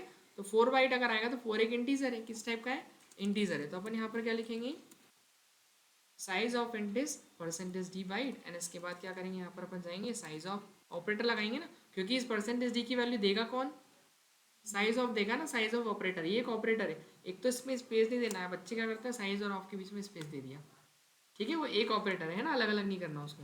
तो साइज ऑफ और किसकी वैल्यू पता कर रहे हैं अपन, इंटीजर की, है ना। डेटा टाइप दे रहा हूँ ना मैं, हम दोनों चीज़ें लिख सकते हैं, डेटा का टाइप भी दे सकते हैं, वेरिएबल का नेम, या तो मैं यहाँ इंट लिख दूँ तो भी आ जाएगा, और ए लिख दूंगा तो भी आ जाएगा, दोनों से आप कर सकते हो। चलो दोनों से करेंगे, पहले तो अपन इससे कर लेते हैं, इतना क्लियर है, इसमें कोई डाउट? तो कितना आएगा आंसर मेरा? 4 बाइट। ये देखो साइज ऑफ इंट का साइज कितना आ गया? 4 बाइट। वो हमने नहीं निकाली, वो किसने निकाल के दिए? उस साइज ऑफ ऑपरेटर ने। ठीक है, एक काम करते हैं अपन, और किसका साइज पता कर ले? साइज ऑफ फ्लॉट, और इसका भी फ्लॉट, और इसमें क्या आएगा? साइज ऑफ कैर, CHAR, और यहाँ पर अपन क्या लिख देंगे? ठीक है, अब रन करें इसको। स्लैश नहीं लगाया मैंने, अल्टर के साथ आप क्लिक करके सब में स्लैश लगा दें, है ना। ये हो गया, रन करते, अल्टर बटन के साथ क्लिक करके, अल्टर के साथ जहाँ जहाँ क्लिक करोगे ना वो लाइन से मतलब क्लिक होते जाएगा वहाँ पे। नहीं तो माउस से नॉर्मल क्लिक करोगे तो एक ही जगह होगा, अल्टर दबा के करोगे तो जहाँ जहाँ क्लिक करोगे वो पॉइंट बनते जाएंगे वहाँ पे, है ना। देखो तो 4 बाइट आया इंटीजर में, फ्लॉट में 4, और कैरेक्टर में कितना आया? 1 बाइट, है ना। ये बताया था क्या मैंने? और अब एक काम करते हैं अपन, यहाँ पर जाना। अब मैं डेटा टाइप उनसे ही पता कर लेता हूँ, किन से? वेरिएबल के नाम से। चाहो तो आप ऐसे कर लो तो भी ठीक है, या फिर आप size of a, size of b, और साइज ऑफ CH। तो ए की साइज ए से पता कर लेते हैं, बी की साइज बी से, और सी की साइज CH से। देखते हैं क्या आ रहा है, वही आएगा। क्या आएगा? 4 4 1 दिखाई दे रहा है। ए का साइज भी 4, बी का 4, और CH का 1। तो कैरेक्टर कौन कितना साइज ले रहा है वो अपने को पता चल गया, ठीक है ना। कोई डाउट इसमें? है ना, खैर बहुत छोटा सा है, बहुत कम यूज़ होता है ये वाला ऑपरेटर। अब अपन स्टार्ट करेंगे इसके अंदर क्या चैप्टर अपना?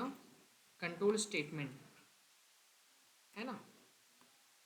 देखिए बेसिकली कंट्रोल, कंट्रोल का मतलब क्या होता है पता ना? कंट्रोल में लाना। हाँ, ऑपरेटर सारे फिनिश। अब इसके बाद चालू होगा अपना कंट्रोल स्टेटमेंट। क्या चालू होगा? ठीक है, इतना क्लियर है। तो कंट्रोल स्टेटमेंट में देखो क्या होता है। कंट्रोल स्टेटमेंट इसका मतलब क्या होता है?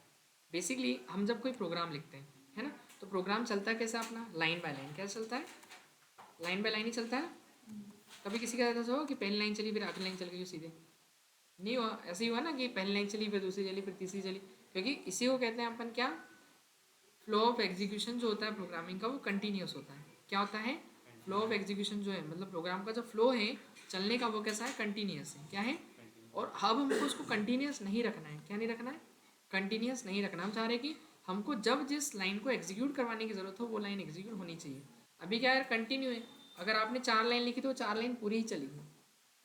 4 लाइन लिखी है अगर तो 4 पूरी चलेगी। कैसे? इधर आप समझो। देखो मैंने क्या किया, एक क्वेश्चन लिया, hash include stdio dot h, इसके बाद मेन, और फिर यहाँ पर अपन ने एक मार्क्स नाम से वेरिएबल लिया। किस नाम से? यूजर से वैल्यू ले लूँ, या एक काम करते हैं मार्क्स की भी डायरेक्ट वैल्यू डाल देते हैं 49। ठीक है, अब देखो मैं यहाँ पे चाह रहा हूँ प्रिंट होना चाहिए क्या? प्रिंट एफ पास, और नहीं तो प्रिंट एफ फेल। तो देखो मैंने अभी यहाँ क्या करे, मार्क्स कितने दिए? 49। तो पास आना चाहिए और फेल। बताइए आंसर क्या आएगा मेरा? दोनों आएंगे ना। मार्क्स देने से बात थोड़ी बनेगी, हमको कंडीशन भी देनी पड़ेगी ना। देखो अभी मैं चलाऊंगा तो दोनों ही चलेंगे। अभी मैं चलाऊंगा तो पास भी आएगा और फेल भी आएगा। ये देखो पास फेल क्या आ रहा है? दोनों आ रहा है। इतना क्लियर है। तो इसमें आपको क्या करना मतलब, क्योंकि इससे क्या समझ में आ रहा है कि प्रोग्रामिंग का जो फ्लो है वो कंटिन्यूस है, मतलब जितनी भी आप लिख रहे हो वो सब लाइनें चल रही है। पर हमको क्या करना है, या तो पास चलाना है या तो फेल चलाना है। तो फिर प्रोग्राम का जो एग्जीक्यूशन का फ्लो है वो कंट्रोल में लेना पड़ेगा अपने को। और प्रोग्राम के एग्जीक्यूशन के फ्लो को कंट्रोल में लेने के लिए हमारे पास क्या होते हैं? कंट्रोल स्टेटमेंट होते हैं ना। एक बार क्या प्रोग्राम के जो एग्जीक्यूशन हो रहा है उसको अपने कंट्रोल में। हाँ, है ना, फ्लो ऑफ एग्जीक्यूशन को कंट्रोल में लेना है। तो वही लिख रहे हैं अपन कि a statement a statement is used to a statement is used to control the flow of execution of program, control the flow of execution of program। ठीक है, जो प्रोग्राम के फ्लो ऑफ एग्जीक्यूशन को क्या करें? कंट्रोल करें। That's type of statement is known as what? Control statements. Clear हुआ इतना? ठीक है। तो ऐसे स्टेटमेंट जो प्रोग्राम के फ्लो ऑफ एग्जीक्यूशन को क्या करते हैं, कंट्रोल करते हैं। समझ गए ना?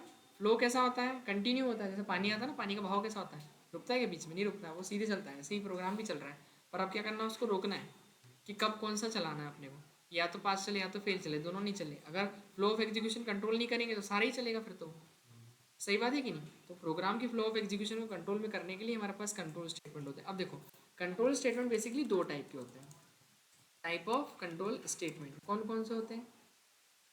पहला होता है कौन सा, सिलेक्शन स्टेटमेंट। कौन सा? सिलेक्शन, एस टी लिख दूँ शॉर्ट में, स्टेटमेंट। दूसरा होता है कौन सा, लूपिंग, या ऐसे ही कहते हैं अपन इटरेटिव लूपिंग या फिर इटरेटिव स्टेटमेंट। यहाँ तक किसी को समस्या, ये कोई प्रॉब्लम? अरे आ रहा कि नहीं समझ में, आई नहीं रही आवाज़ मेरे को। क्या मतलब, ये ऐसा कहाँ गया? वो ये वाले की बात कर रहे हो? ऐसा लिख दे, मतलब ऐसा तो या तो ये आएगा या तो ये आएगा, है ना? हाँ ये भी कर सकते हैं, लेकिन एक से ज़्यादा कंडीशन हो गई हमारे पास, ठीक है, कंडीशन के अंदर कंडीशन हो गई तो फिर ये काम नहीं करेगा ना वहाँ पर। तो वो फिर मतलब ऐसा है कि अगर बहुत सारे लाइंस हैं, अपीयर हैं कि हमको या ये भी ट्रू हो तब ये चाहिए, ये भी ट्रू, ये होना चाहिए, ये भी ट्रू, ये होना चाहिए, मतलब मल्टीपल कंडीशन है, तो फिर इसमें हम दे नहीं पाएंगे ना इसमें, है ना? तब उसके फ्लो ऑफ एग्जीक्यूशन को कंपेयर करने के लिए अपन ये लगाएंगे, वो आपको धीरे धीरे समझ में आ जाएगा, है ना? देखो हाँ, तो दो टाइप हो गए, कौन कौन से? अरे यहाँ तक समझ में आया कि नहीं किसी को? सिलेक्शन और लूपिंग। तो सिलेक्शन में कौन ये कौन? क्या बोल रही थी सर कि मतलब कैसा यूज करने को? वो बोले थे ऊपर वाला भी यूज़ कर सकते हैं ना, जैसे उसमें भी दो पास फेल लिखे थे लेकिन पास आया। अपन के पास अभी कंडीशन ही नहीं है लेकिन। तो कंडीशन तो ठीक है, कंडीशन भी होगी, बट कंडीशन काम किसके बेस पे करती है? आपको कुछ ना कुछ तो यूज़ करना पड़ेगा ना। जैसे अभी हमने क्या यूज़ किया, कंडीशनल ऑपरेटर लगाए यहाँ पे, है ना? ऐसे ही हमको कंट्रोल स्टेटमेंट लगाने पड़ेंगे ना रोकने के लिए। कंडीशन के बेस पे थोड़ी रुकता अकेला, आ रहा समझ में? तो कंडीशन तो आप दोगे, ठीक है, लेकिन उसको कंडीशन को आप लिखोगे कैसे, जब आपके पास कुछ कंट्रोल स्टेटमेंट्स होंगे, आ रहा समझ में? तब जाके अपन उसको रोक पाएंगे। क्लियर इतना? तो कंडीशन तो देंगे, लेकिन कंडीशन हम देंगे कहाँ पर, हमारे कंट्रोल स्टेटमेंट्स के अंदर, ऐसा है, ठीक है। अब इसके दो टाइप अपने कौन कौन से? सिलेक्शन। सिलेक्शन का मतलब क्या होता है? सिलेक्ट करना, है ना, यानी चूज करना है। जैसे अब आपके सामने 10 चीज़ रख दी, अब उसमें से बोला आपको एक कोई एक सिलेक्ट करना है। जैसे अपन कपड़े लेने जाते हैं ना मार्केट में, तो फिर कितने सारे दिखाता है वो, बहुत सारा, फिर कितने सिलेक्ट करते हैं अपन उसमें से? एक दो तीन चार, जितने पसंद आ जाए। क्यों पसंद सारे आ गए तो वो अलग बात है, बाकी है ना, ऐसे ही करते हैं, खरीदना एक दो ही रहते हैं अपने को, ऐसा, ठीक है।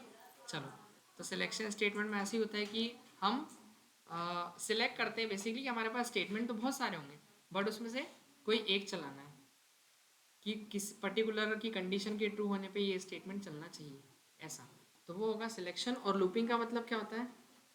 लूप का मतलब बेसिकली रिपीट करना, है ना, इटरेट करना। तो इटरेट, इटरेट क्या लिख दिया मैंने,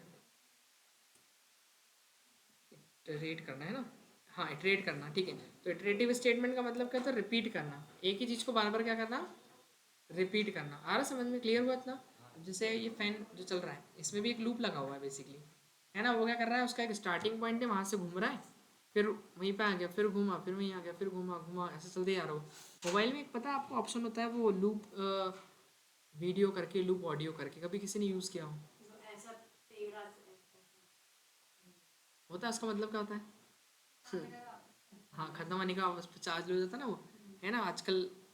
वो देखा होगा आपने, सॉन्ग सॉन्ग में भी आता है, हाँ वीडियो में भी आता है, सॉन्ग में भी आता है, यूट्यूब में भी आता है ना, मोबाइल में भी आता है। मतलब ऐसा कुछ अपन को हाँ साइकिल हाँ, साइकिल डिजाइन वाला करना है वो तो प्रोसेस है ना, कि मतलब ऐसा है कि वो ख़त्म होगा, जैसे सॉन्ग अपन ने सुना और फिर वापस वो चेंज नहीं होगा, वो वापस से रिपीट हो जाएगा। अब देखो, उसको उसको लूप नहीं लगाएंगे अगर उसमें, तो वापस नया गाना आ जाएगा, नेक्स्ट सॉन्ग आ जाएगा।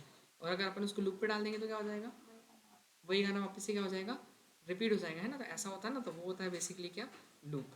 आ रहा समझ? जैसे अपन मंदिर जाते हैं ना, मंदिर परिक्रमा लगाते हैं, चक्कर लगाया अपन ने, बोले सर ने 5 चक्कर लगाने, बोले 5 चक्कर लगाए, ठीक है। अब कब तक लगाओगे? पहला राउंड लगाओगे, दूसरा लगाओगे, तीसरा लगाओगे, चौथा लगाओगे, और पाँचवें पे जाके रुक जाओगे। तो आपने किया क्या, एक स्टार्टिंग पॉइंट पकड़ा, स्टार्टिंग पॉइंट से घूमे और वापस वहीं आ गए, फिर दूसरी बार चक्कर लगाया, मतलब सेम टास्क को आपने वापस से क्या करा, परफॉर्म करा, फिर तीसरी बार घूमे, फिर चौथी बार, और फिर 5 ही बार। तो कितनी बार घूमे अपन टोटल?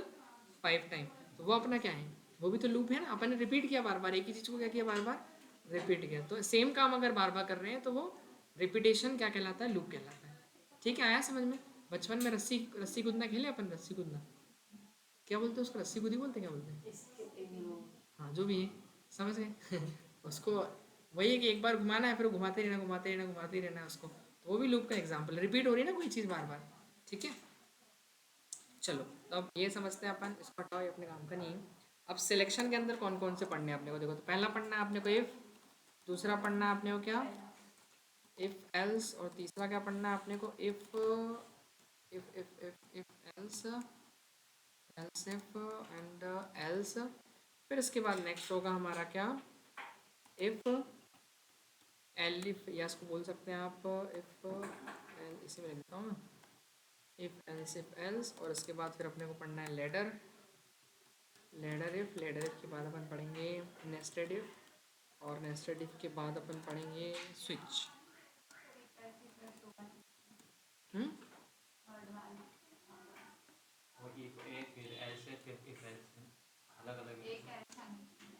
कहाँ है, कौन से वाले? ये देखो, एक इफ है, एक इफ एल्स है, एक इफ एल्स इफ एल्स, क्या अकेला है ना, वो बीच में कॉमन ही लगा है बस। कहाँ पे? ईपीएस अलग है ना शुरू में का। ये वाला नहीं शुरू में स्टार्टिंग, हाँ इसके बीच में ये लगा दिया, इसका लगाना और नहीं लगाने कुछ मतलब रहता है। वो तो मैं अलग डिफ्रेंशिएट आपको अलग दिखे इसलिए, है ना, समझ गए? एल्स नहीं होता, बिना इफ के एल्स नहीं होता, समझ गए? देखो अब अपन सबसे पहले तो बात करते हैं इफ एल्स की, लेकिन लूपिंग में कौन कौन समझने को देख लेते हैं। पहला अपन समझेंगे क्या, वाइल लूप, दूसरा देखेंगे अपन फॉर, और तीसरा अपन देखेंगे डू वाइल। ठीक है, ये दो देखो इसके मेन टाइप है दो। तीसरा कौन सा है फिर, तीसरा होता है हमारा जंपिंग स्टेटमेंट। कौन सा? Jumping statement. जंपिंग का मतलब क्या होता है, जंप करना, है ना। तो जंप करना यानी कि अपन किसी स्टेटमेंट को छोड़ के जंप करना चाह रहे हैं। मान लो बीच में अगर कुछ लाइनें लिखी हम चाह रहे हैं वो स्किप हो जाए, उसके नेक्स्ट वाला क्या हो जाए, प्रिंट हो, जो भी है आपको ऑपरेशन कराना है तो वो जंपिंग स्टेटमेंट लगाना पड़ेगा। तो उसमें अपन कौन से पढ़ेंगे, पहला पढ़ेंगे जंपिंग में गो टू, दूसरा कौन सा पढ़ेंगे ब्रेक लगाना, और तीसरा अपन पढ़ेंगे कौन सा, कंटिन्यू, कंटिन्यू।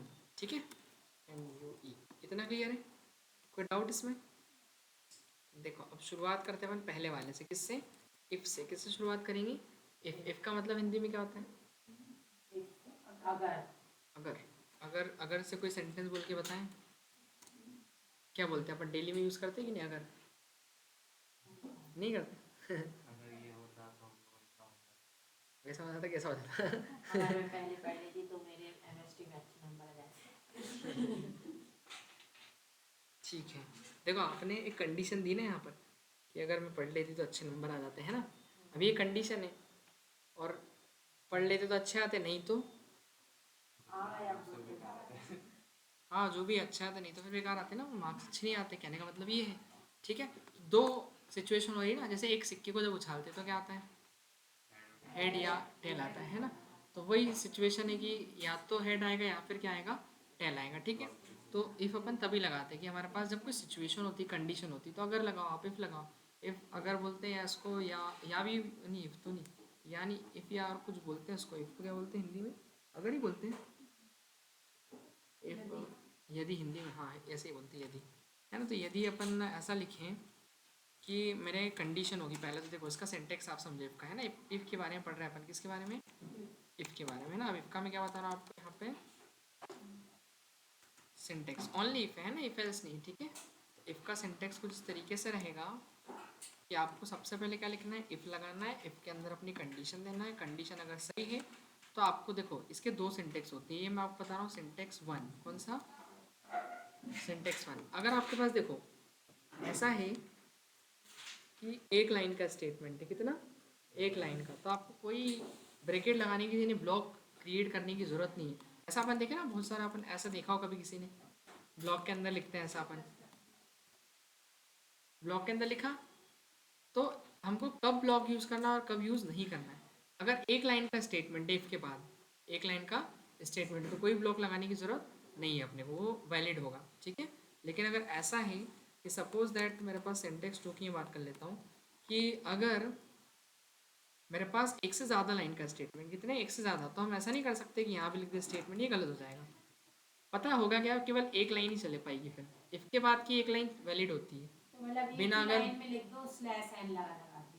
हाँ वो आप कर सकते हो, ठीक है, एक ही लाइन में क्योंकि एक लाइन वैलिड होती है, ठीक है। तो और फिर आप पैराग्राफ हो जाएगा एन हाँ, तो लगा वही तो लगा इसीलिए के। तो फिर अपन ब्लॉक लगाते हैं, ये ब्लॉक ऑफ कोड यूज़ करते हैं। आ रहा क्या समझ में, ये ज़्यादा बेटर होगा ना, क्यों। मतलब आप एक लाइन का मतलब ये कह रहे हैं कि जो वहां से स्टार्ट हो रही है और यहाँ पे एंड हो रही है बिल्कुल। हाँ ये एक लाइन मतलब एक स्टेटमेंट बोल लो आपका, जो भी स्टेट सिंगल स्टेटमेंट, और ये क्या है मल्टीपल स्टेटमेंट, ये मल्टीपल स्टेटमेंट होगा और ये क्या हो गया आपका सिंगल स्टेटमेंट। अगर सिंगल स्टेटमेंट है यानी एक लाइन का स्टेटमेंट, तो आपको क्या करना है, कोई ब्रैकेट नहीं लगाना, आप लगाओगे भी तो गलत नहीं होगा, वो ऑप्शनल है, ठीक है। और अगर एक से ज़्यादा लाइन का स्टेटमेंट है तो क्या करोगे आप, तो फिर आपको ब्लॉक ऑफ कोड के अंदर लिखना है, इतना क्लियर ये बनाना पड़ेगा। देखा होगा आपने ब्लॉक ऑफ कोड के अंदर आप कहीं भी लिख दोगे कोई दिक्कत नहीं है, अगर आप थोड़ा आगे भी लिख दोगे, इधर भी लिख दोगे, इधर भी लिख दोगे, कहीं भी लिख दोगे, सब जगह चल जाएगा, क्योंकि ब्लॉक ऑफ कोड क्या है उसको पता है कि जब ये इफ़ की कंडीशन ट्रू होगी तभी इनको चलाना है मुझे, इन तीनों को कब चलाना है, जब ये इफ़ की कंडीशन क्या हो जाएगी ट्रू, तो उसको कहीं भी लिख दो, उससे कोई प्रॉब्लम नहीं है, क्योंकि वो ब्लॉक के अंदर है। आ रहा समझ में, और ये ब्लॉक से बाहर है तो इस पर ध्यान रखना, अगर ये ऐसा है तो इसके बाद ही लिखना चाह रहे हैं, यहाँ पर चले कंडीशन यहाँ लिख रहे हो और ये स्टेटमेंट इधर लगा दिया अपन ने ठीक है, तो उसको कहाँ लिखना अपने को, जस्ट उसके नीचे है ना 4 स्पेस का डिस्टेंस छोड़ के। चलो तो इफ से रिलेटेड एग्जांपल समझते हैं अपन।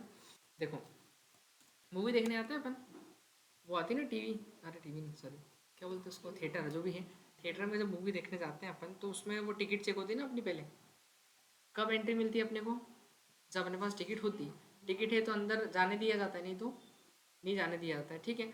तो वैसे ही है कि अगर इफ़ की कंडीशन ट्रू होगी तभी हमको इस ब्लॉक के अंदर जाने दिया जाएगा। कब जाने दिया जाएगा इस ब्लॉक के अंदर, जब हमारी की कंडीशन ट्रू होगी तभी ये ब्लॉक चलेगा, अदरवाइज नहीं चलेगा। वही मूवी का टिकट है तो अंदर जाने मिलेगा, नहीं तो नहीं मिलेगा। ऐसा एग्जाम्पल दिया मैं आपको, ठीक है।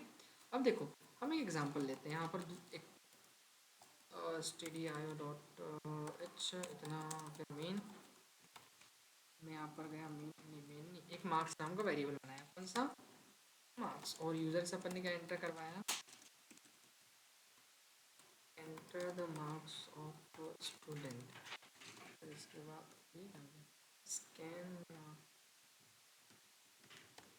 हाँ बताइए, इतने में किसी को कोई है प्रॉब्लम तो मुझे बताएं। नहीं, मार्क्स ले लिया अपन ने, अब क्या करेंगे अपन, अब एक इफ लगाते हैं कि इफ यदि मैंने कहा मार्क्स, कंडीशन इसी के अंदर थे ना अपन, मार्क्स ज़्यादा है कितने से 33 से, देखो एक लाइन का स्टेटमेंट है तो ब्लॉक बनाने की ज़रूरत नहीं है, बट अगर एक से ज़्यादा लाइन का है तो फिर क्या बनाएंगे अपन ब्लॉक। अभी तो एक ही लाइन का मैं पास प्रिंट करना चाह रहा हूँ, तो मैं सीधे प्रिंट टैब पे जाके क्या लिख दूंगा पास, बस ही 4 स्पेस के डिस्टेंस में लिखना है, इतना ध्यान रखना, ठीक है। इसके नीचे भी और ब्रैकेट लगाते हैं। कहाँ पे बेटा, ये तो अपने जो मेन बॉडी के लिए लगे हुए हैं वो तो लगे ही हुए ये हैं। वाले, हाँ हाँ, ये इनके अलावा भी लगा इनके अलावा कब लगाएंगे अपन, जब यहाँ पर जब multiple multiple lines, statement, multiple line के स्टेटमेंट होंगे हमारे पास, ठीक है। हम्म। और बस यहाँ पर रिटर्न क्या लगा देंगे, 0, इतना क्लियर है। एक बार रन करके देखें, यहाँ चलते हैं अपन,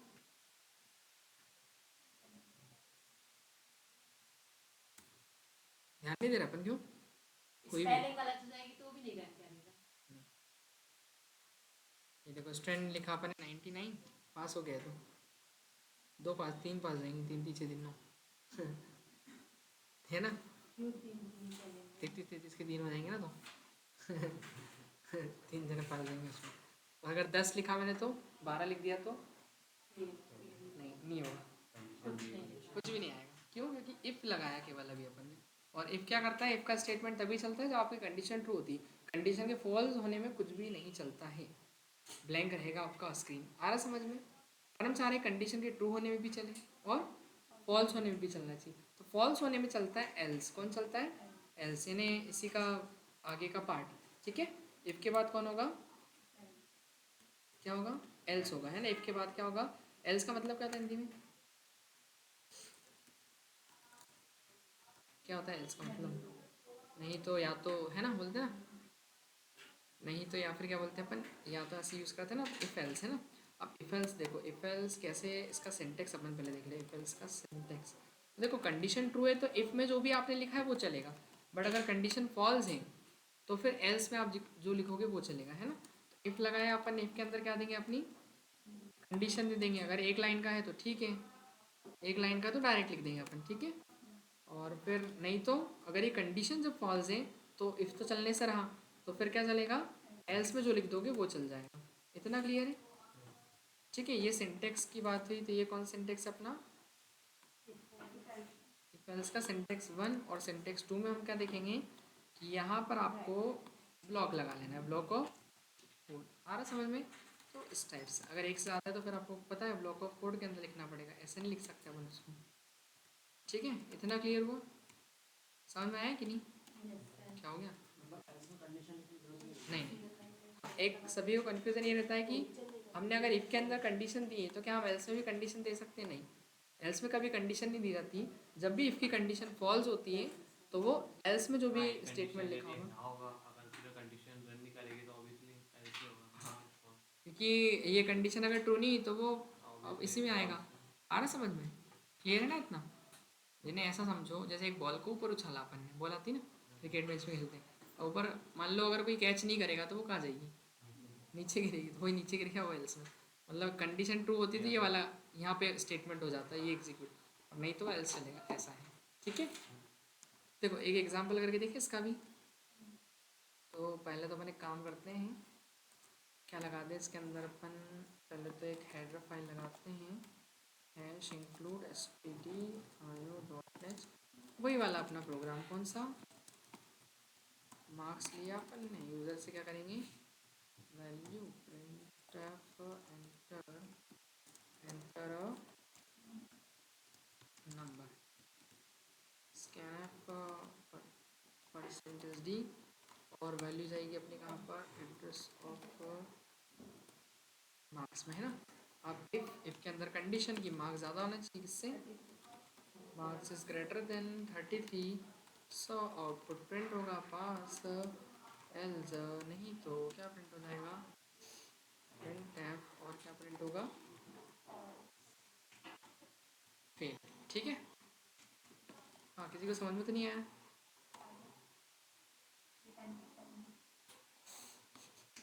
यार वैसे मैं थोड़ी लिखता हूँ ये सब, चल लिखा जाएगा वो तो ऑटोमेटिक होता है। ये देखो 33 में फेल हो गया, क्योंकि 33 ज़्यादा चाहिए ना, 33 ज़्यादा डाल देते हैं अपन, कोई दिक्कत नहीं है। ये देखो, तो फेल में भी आउटपुट आ रहा है और इस बार पास में भी आ रहा है, ठीक है ना। तो कंडीशन दोनों ट्रू होगी तो इफ और एल्स ऐसे काम करेगा, बताओ इसमें कोई डाउट है क्या। अभी इस पर बेस में क्वेश्चन दूंगा आपको घर से करने के लिए, कम से कम ये मान के चलो आप 50 एक क्वेश्चन होंगे, कल संडे अपने को करना है, समझ गए, कर लेंगे ना। कंडीशन आपको बनानी है, देखो जितने आपसे बने, जो नहीं बनेंगे फिर मैं करवाऊंगा, है ना। अब देखो ये तो इफ एल्स है, अब मैंने अभी पहले इसके बता दूं फिर क्वेश्चन करेंगे इस पर बेस्ड अपन, है ना। इफ एल्स कैसे काम कर रही है क्लियर हो गया आपने को, है ना। अब समझो यहाँ पर एक इफ एलिफ का कंसेप्ट समझो, इफ एलिफ और किस, एलिफ नहीं सॉरी, एल्स इफ, पाइथन में चले जाता हूँ, पता नहीं पढ़ाते पढ़ाते सीन एल्स, ठीक है ना, नहीं समझ में आया ना। अपने को नाम भूल गया मैं, कैसे, आदित्य, आदित्य उसका तो याद हो गया मेरे को, दानिश। क्या नाम था, पवन।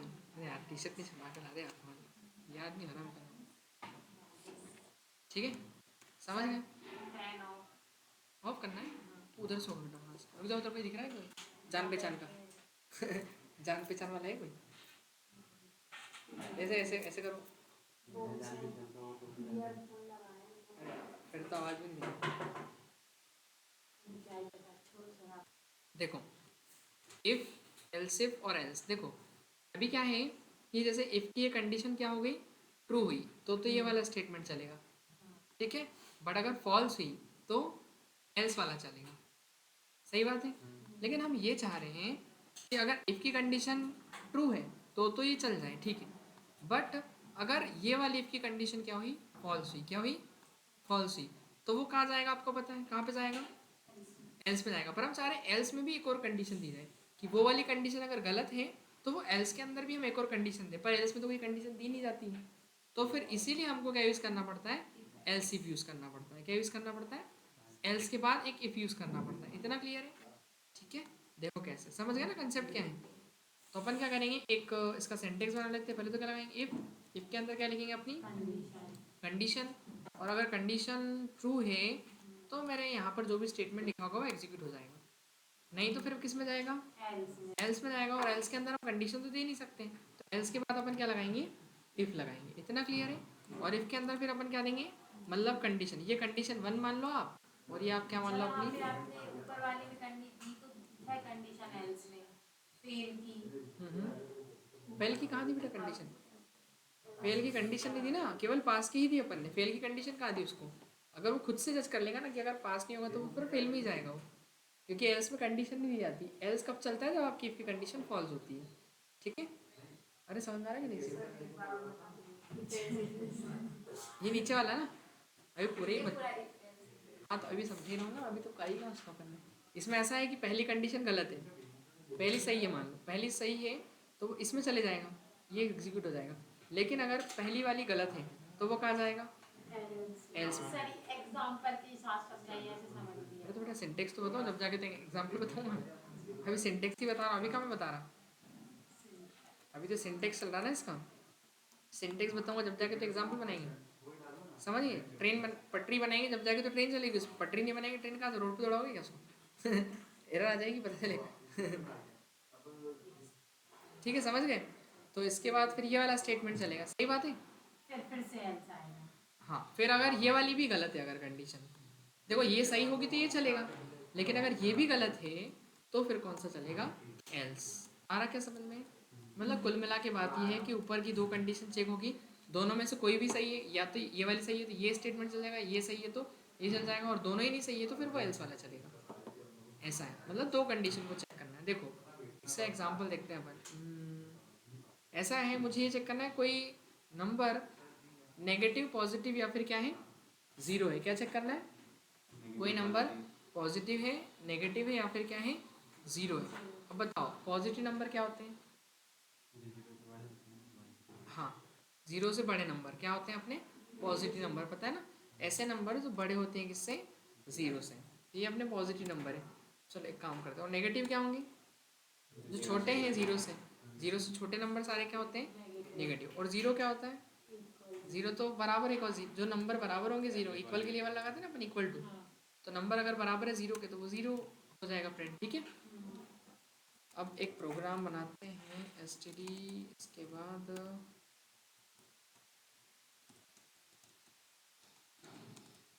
मेन में गए, और मेन में क्या ले लूँ, एक नंबर ले लेता हूँ मैं, है ना।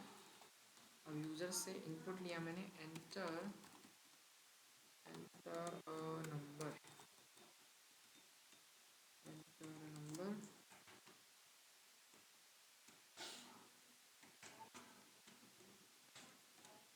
स्कैनर,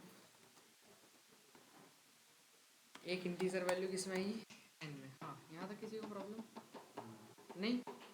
अब कंडीशन लगा देते हैं कि इफ़ यदि मेरा नंबर बड़ा हुआ किससे, जीरो से। मान लेते हैं कि यदि बड़ा होता है नंबर मेरा जीरो से, तो हम क्या प्रिंट करवा देंगे, अरे हाँ पॉजिटिव। पॉजिटिव। फिर एल्स लगाएंगे, अगर देखो पॉजिटिव प्रिंट होगा ना, पॉजिटिव नंबर प्रिंट हो जाएगा, चलो ठीक है।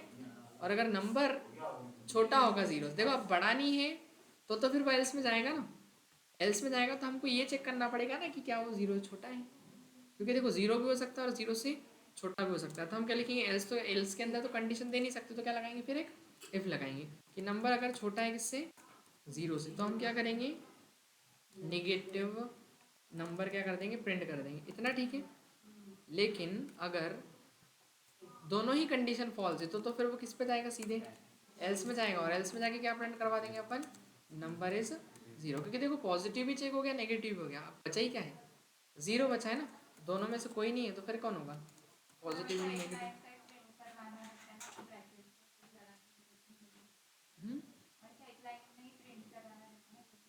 ऐसा थोड़ी हो, तो आप जैसा चाहो मैसेज एक से ज़्यादा लाइन का भी कर सकते हैं ना।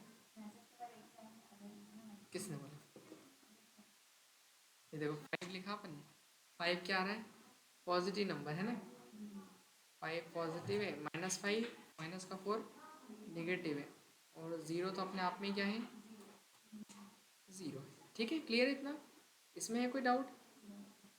अब देखो, इसी का एक एक्सटेंडेड फॉर्म होता है। एक्सटेंडेड फॉर्म मतलब लैडर इफ जिसको कहा जाता है। नहीं सॉरी, एक तो इफ हुआ, ओनली सिंपल इफ, यहाँ लिखा था ना मैंने, क्या लिखा था मैंने? एक इफ होता है, एक इफ एल्स होता है, फिर एक इफ एल्स इफ एल्स होता है, यह भी देखा अपन ने। और एक क्या होगा हमारा? Ladder if. लैडर इफ कैसे काम करेगा?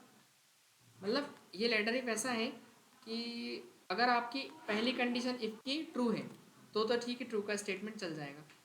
देखो यहाँ पर गए अपन, एक इफ लगाया अपन, क्या लगा दिया? इफ लगा दिया, ठीक है। अगर मेरी, एक मिनट यहाँ लिख लेता हूँ मैं, क्या लैडर इफ, ठीक है ना। इसमें क्या होता है कि आपकी अगर ये कंडीशन सही है तो यहाँ पे जो भी लिखा है वो चल जाएगा। सभी को पता है ये कब चलेगा? जब ये वाली कंडीशन क्या होगी? ट्रू होगी। फिर इसके बाद एल्स इफ, एल्स इफ के अंदर एक और कंडीशन, और ये स्टेटमेंट कब चलेगा? जब अगर इफ गलत हो जाएगा। हाँ, ऊपर वाला इफ गलत होगा, नीचे वाला इफ सही होगा, ठीक है, तो ये चलेगा, ठीक है। और अगर मान लो ये भी सही नहीं है तो फिर हम एक और एल्स और इफ दे सकते हैं। ऐसा आ रहा समझ में कि अगर तीसरी भी कंडीशन है हमारे पास, हम ऐसा भी कर सकते हैं, और अगर ये वाली सही है तो ये वाला चल जाएगा, लेकिन अगर ये भी गलत है तो फिर हम ऐसे कितने भी एल्स इफ लगा सकते हैं। ऐसा आ रहा क्या समझ में? जितनी कंडीशन यूज़र की होगी उतने वो एल्स इफ लगाएगा। आ रहा क्या समझ में? और लास्ट में फिर क्या होगा? केवल एक एल्स होगा। बताओ क्लियर है क्या इतना? हाँ, मतलब जैसे जितनी आपने कंडीशन दी, कोई सी भी ट्रू नहीं है तो फिर वो क्या चल जाएगा? एल्स चल जाएगा। है कोई डाउट? समझ में तो नहीं आया? मत समझो ठीक है, अपने को तो नहीं आ रहा? आ रहा? अब क्या लगाया जाए इसमें? क्वेश्चन, एक क्वेश्चन करते हैं अपन, ठीक है। Write a program to print day of a week. क्या प्रिंट कराएंगे? डे ऑफ अ वीक, सप्ताह का दिन। सप्ताह का दिन समझते हैं ना अपन? वीक में कितने डे होते हैं? 7 डे है ना। 7 डे हैं वीक में, ठीक है। तो फर्स्ट डे कौन सा होता है अपना? मंडे है ना। ठीक है, चलो मंडे से अपन स्टार्ट करते हैं। करें तो सबसे पहले अपन एक हेडर फाइल लिख लेते हैं, हैश इंक्लूड। याद हुई कि नहीं किसी को ऑर्डर हेडर फाइल? हाँ हो गई। इंटीजर क्या नाम से बनाऊँ मैं? वेरिएबल डे नाम से बना लेता हूँ, चलो ठीक है। एक डे नाम से वेरिएबल बनाया। अब यूज़र को बोला एंटर नंबर, नंबर मांगेंगे ना अपन 1 से 7 के बीच का, कि देखो 7 दिन होते हैं तो अपन एक काम करते हैं 1 से 7 के बीच का नंबर लेते हैं, और फिर हम डे को मैच करेंगे कि डे 1 की इक्वल है तो मंडे प्रिंट करते हैं, 2 के इक्वल है तो ट्यूसडे, 3 के इक्वल है कौन सा होता है? वेडनेसडे, है ना। ऐसे हम 7 तक ले जाएंगे, एलिफ एलिफ एलिफ करते हैं। और अगर 7 से मैच हो गया तो सैटरडे या संडे जो भी आखिरी में आएगा वो प्रिंट कर दें, और नहीं तो वो एल्स में जाके बोल दे कि not valid number, valid number नहीं है आपका, है ना। तो ऐसे मल्टीपल अपन एल्स यूज़ कर सकते हैं ना। देखो तो क्या करेंगे अपन, एंटर नंबर, नंबर मांगा, और फिर उसके बाद अपन क्या करेंगे? स्कैन %d, और फिर एड्रेस ऑफ, एंटर नंबर ऐसा लिख दूँ मैं, एंटर नंबर बिटवीन, बिटवीन ऐसा लिख दिया मैंने, ठीक है। Between 1 to 7, enter number between 1 to 7, 1 7 के बीच का एक नंबर एंटर कीजिए। यहाँ तो 5 भी प्रिंट कर सकते कुछ भी, वो तो आप कुछ भी ले, 5 भी ले सकते हो, 10 भी ले सकते हो, कुछ भी ले सकते हो। तो नंबर तो कोई सा है, पर हमने एक मैसेज दिया कि 1 से 7 के बीच का नंबर आना चाहिए। अब यूज़र की चॉइस, वो कुछ भी डालें, 7 डालें, 10 डालें। अब जैसे एटीएम का पिन अपन डालने आते कई बार, तो ऐसा थोड़ी कि हमारा जो पिन हम वही डालते हैं, गलत भी डल जाता है कई बार। क्यों होता है ना, अमाउंट डालते कई बार 1000 निकालना है, गलती 10,000 टाइप हो गया होता है कि नहीं? पता चले 10,000 निकाल रहे 1,00,000 टाइप हो गया, निकल रही है उसमें से, वो बोलता है इनसफिशिएंट बैलेंस, है कि नहीं? तो होता, ऐसा होता है ना।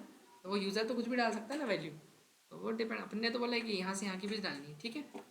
तो अपन क्या करेंगे? एक इफ लगाएंगे। इफ पहली कंडीशन ये कि डे मेरा इक्वल हुआ किसके? 1 के, तो ऐसे लिखेंगे ना, डे इज इक्वल इक्वल 1, इसका मतलब क्या है कि मेरी डे में जो भी वैल्यू है वो बराबर होनी चाहिए किसके, अगर 1 की, यदि बराबर है 1 के। अगर मान लो यूजर ने 1 डाला, ठीक है, तो डे में क्या आ जाएगा बताओ, डे 1 हो जाएगा ना। और 1 इक्वल है क्या 1 के, हाँ, अगर जब यूजर की वैल्यू डे में 1 आएगा तो 1 इक्वल होगा ना 1 के, तो 1 इक्वल होगा 1 के, तो हम क्या प्रिंट करवा देंगे, मंडे। इतना क्लियर है। और अगर सही नहीं है कंडीशन तो हम कहाँ भेजेंगे उसको, एल्स के बाद इफ लगाएंगे, फिर अपन लिखेंगे क्या मेरा डे इक्वल है किसके, 2 के, और 2 के इक्वल है तो क्या प्रिंट करवा देंगे, ट्यूसडे। फिर उसके बाद एल्स क्या करेंगे अपन, एल्स इफ मेरा डे अगर इक्वल है किसके, 3 के, तो अपन क्या प्रिंट करवाएंगे, ठीक है।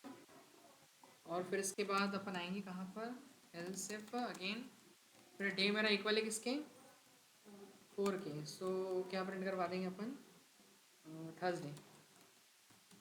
गलत तो नहीं लिखा।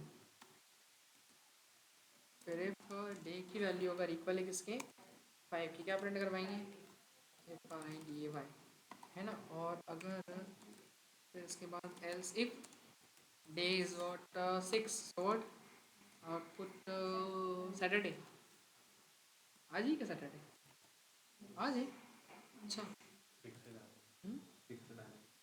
6 मतलब 6 पे ही तो आएगा, अच्छा अपन 6 पे आ गए ऐसा, अच्छी बात है। नहीं, अरे हाँ है ना, चले आ जाए, बस बोले सर आप आ गए थे कल भी, सही में भी आ जाओ, सीरियस हो जाए, अन्नू बहुत क्या नाम है, मैं भूल गया उसका नाम, संडे,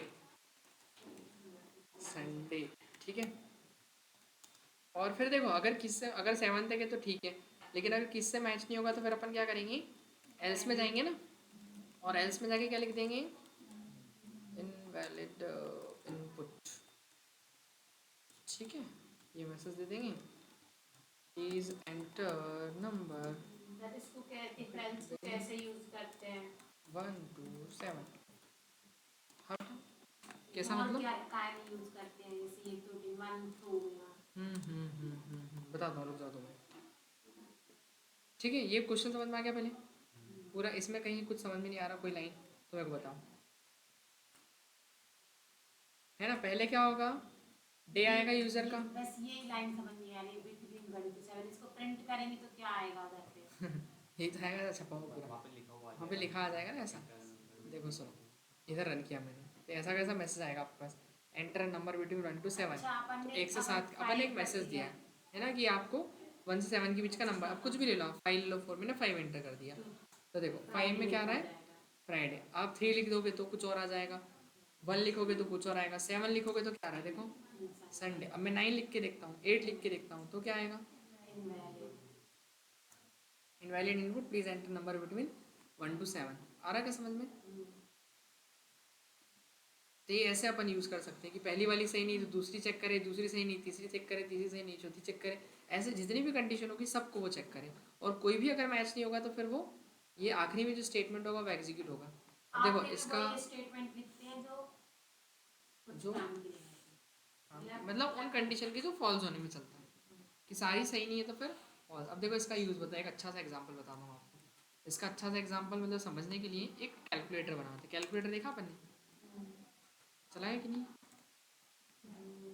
चलाया है ना कैलकुलेटर, ठीक है। कैसे चलाते हैं अपन कैलकुलेटर में क्या क्या होता है, प्लस माइनस मल्टीप्लाई डिवाइड ही जनरल होता है इतना, है ना। तो अपन सिंपल कैलकुलेटर ही बनाते हैं, write a program to create, क्या क्रिएट करेंगे, सिंपल कैलकुलेटर, सिंपल क्या करेंगे, कैलकुलेटर कैसे लिखते हैं, स्पेलिंग क्या थी कैलकुलेटर, वो एल के बीच में हैं क्या कर दिया मैं, सही तो लिखा था मैंने, एल और टी के बीच में हैं आप सही है, यही तो लिखा था मैंने calculator, write a program to create simple calculator, नहीं मेरे को ऐसा लगा मैंने लिखा था शायद सिंपल कैलकुलेटर, ठीक है। Create simple, write a program to create simple calculator. अब सिंपल कैलकुलेटर करेगा क्या देखो, प्लस करवाएगा, माइनस करवाएगा, मल्टीप्लाई करवाएगा और डिवाइड, ये 4 चीज़ें करवाएगा, प्लस माइनस मल्टीप्लाई और डिवाइड है ना। तो अपन एक काम करते हैं, यूज़र को चॉइस देंगे इफ़ के अंदर कि इफ़ अगर प्लस हुआ तो वो एडिशन करवाएं, इफ़ अगर माइनस हुआ तो सब्ट्रैक्शन करवाएं, है ना। इफ़ के अंदर अपन देते जाएंगे। तो पहले तो एक हेडर फाइल लिख देते हैं, हैश इंक्लूड std और फिर उसके बाद डॉटेज मेन। बताओ यहाँ तक की समस्या है किसी को? नहीं है। चलो अब अपन एक काम करते हैं, एक कैलकुलेटर के लिए यार ओपी, यानी कैरेक्टर। देखो पहली बात तो एक बात समझो, ये प्लस माइनस मल्टीप्लाई डिवाइड क्या है? ये नंबर है, ये ऑपरेटर है ना बेसिकली। क्या है? ऑपरेटर। ऑपरेटर समझते हैं अपन। ऑपरेटर का मतलब क्या होता है? जो ऑपरेटर ऑपरेशन परफॉर्म करते हैं ना। तो ये ऑपरेटर को अगर यूजर से इनपुट में लेना हो तो किस में लोगे आप? इंटीजर में लोगे, प्लॉट में लोगे, कैरेक्टर में लोगे, किस में लोगे? बहुत बढ़िया, शाबाश, एक नंबर। सही से बताओ किस में लोगे? क्या?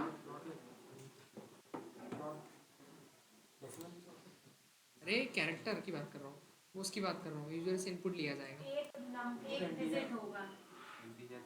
अरे डिजिट की बात नहीं कर रहा मैं, ओपी की बात कर रहा हूँ। ये जो ऑपरेटर है ना किस में आएगा? Plus minus multiply divide.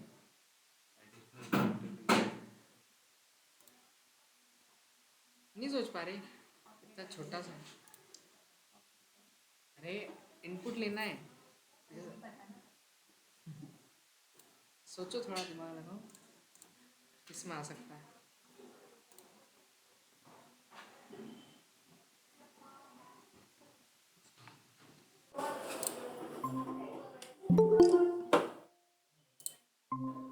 Deepanshu Kumawat. चलो हाँ बताओ क्या होगा? वीडियो कॉलिंग होगी। हाँ बताइए। नहीं पता सर। नहीं बता, मत करो। जो नहीं पता छोड़ दो। क्वेश्चन ये था कि यूजर से वो ऐसा क्या हो गया? अब बाकी ना है ऊपर ही क्या? आप किधर से आए?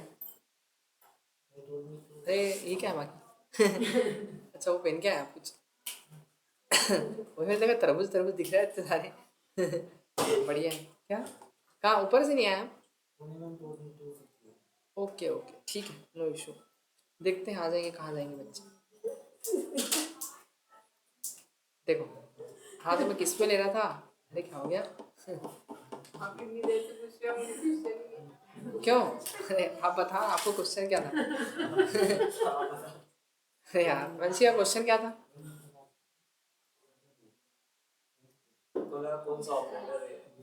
ऑपरेटर। मेरा क्वेश्चन ये था कि ये जो ऑपरेटर अगर यूजर से लेना हो तो हम कौन से डेटा टाइप के अंदर लेंगे इसको? इंटीजर में, प्लॉट में या केयर में? चलो तीन ऑप्शन दे दिए मैंने आपको। अरे अरे यहाँ पे क्वेश्चन नहीं समझ रहे आप।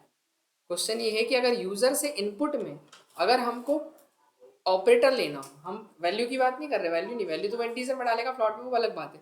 अगर उससे हम ऑपरेटर अगर इसमें ले रहे हैं, वही तो पूछ रहा था मैं इतनी देर से, क्या पूछ रहा था? इनपुट से मांगेंगे तो फिर क्या? वो तो कैरेक्टर में होगा ना, फिर एडिशन, मल्टीप्लिकेशन हाँ और सब्ट्रैक्शन और डिवीजन एक एक चीज कैरेक्टर में है। लिखेंगे सर। देखो आपको शायद क्वेश्चन क्लियर नहीं हुआ। मेरा क्वेश्चन ये है कि अगर यूजर से अपन इनपुट में एक ऑपरेटर ले रहे हैं, क्या ले रहे हैं? ऑपरेटर ले रहे हैं, तो कौन सा डेटा टाइप यूज होगा? इंट, कैर या फ्लॉट? ऑपरेटर क्या होते हैं ये बेसिक आपके सामने लिखा, और चार ही लेना, ऑप्शन भी आपके पास कि चारों में से ही मुझे चारों का इनपुट लेना है। तो अपन उसके लिए कौन सा डेटा टाइप लगाएंगे? देखो इंटीजर तो है नहीं है, ना ही ये फ्लॉट है, लेकिन ये क्या है? अगर किसी ने अस्काई वैल्यू के बारे में सुना हो, सुनी किसी ने? क्या? अस्काई वैल्यूज होती है, नहीं सुनी? नाम सुना है।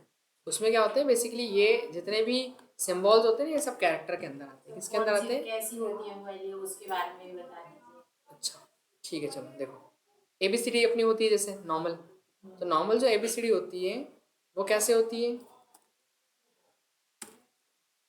अस्काई वैल्यू, उनकी एक वैल्यू होती है पता है एबीसीडी की, उनको एक ऑर्डर में जमाया गया है। देखो कैसे बताता हूँ, अस्काई वैल्यू एबीसीडी।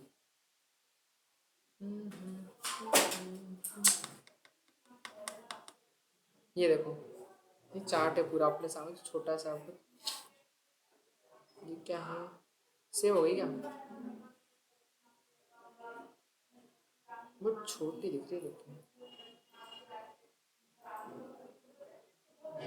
ये देखो, इधर देखो, ये दिख रही है। ए किस पे आ रहा है?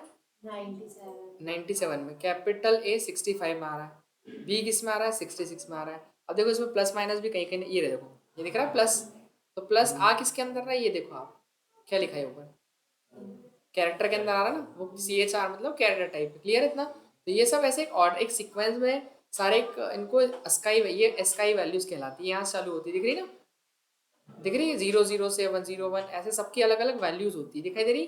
तो उसमें से जो प्लस होता है, माइनस होता है, ये सब किस टाइप के अंदर आते हैं? अपने कैरेक्टर। तो ये कैरेक्टर के अंदर लेने पड़ते हैं अपने को। अगर ये पता होता स्काई वैल्यू के बारे में कि ये देखो कितनी सारी चीज़ आती है स्काई वैल्यू में, देख लो, एक नज़र मान लो आप, दिखाई दे रहा ना, सारे ABCD आ जाएगी। ABCD तो है ही कैरेक्टर है, और कैरेक्टर में ये सिंबल वगैरह रहता है ना, @ या आपके नंबर भी आप ले सकते हो उसके अंदर, इवन दिखाई दे रहा ना अपने को। हाँ आ जाओ बेटा, क्लियर हुआ इतना? बाकी नहीं आएगा बच्चे, आ गए सब? बैठ जाओ, इधर आ जाओ, आप इधर आ जाओ आगे, आप बेटा इधर आ जाओ, इधर आगे, इधर शिफ्ट हो जाओ, या एक इधर हो जाओ, बाकी सब उधर। नहीं, ये पाइथन वाले, उनकी बैच चालू होने वाली। ठीक है, लास्ट क्वेश्चन बता दूं, फिर मैं आपको फिनिश कर दूँ उसको। आ जाओ बेटा, बैठ जाओ इधर। आ पाओगे कि नहीं आ पाओगे? बस 2 मिनट रुक जाओ, फिर 2 मिनट का समय देना है ना।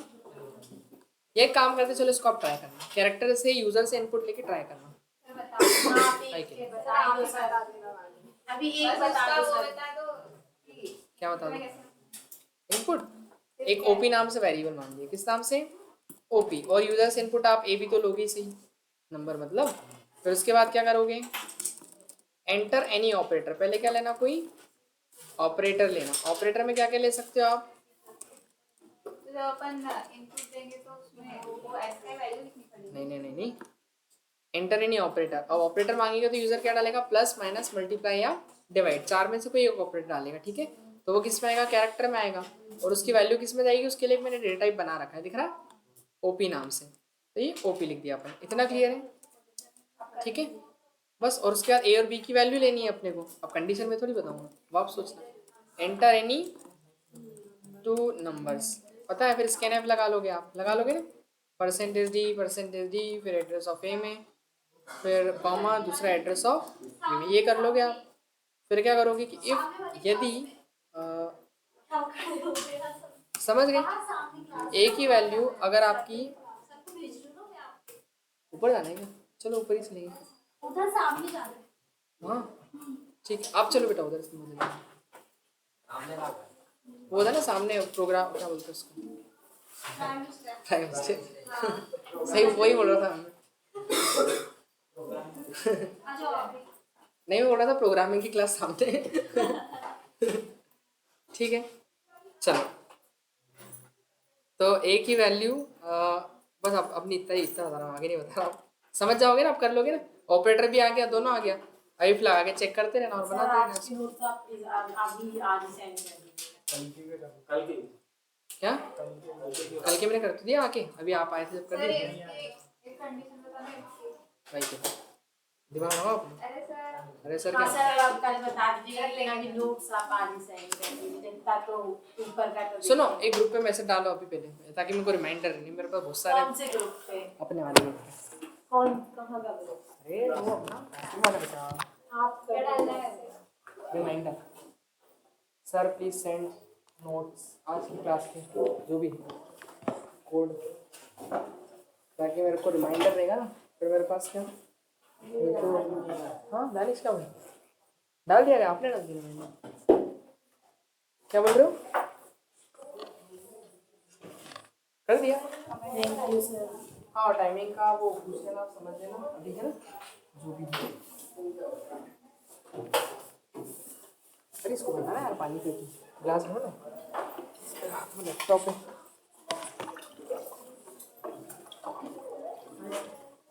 हेलो हेलो, पानी खत्म होने वाला। हाँ कल के भी नहीं आना। हाँ वो मैं डाल दूँगा, दोनों डाल दूँगा है ना।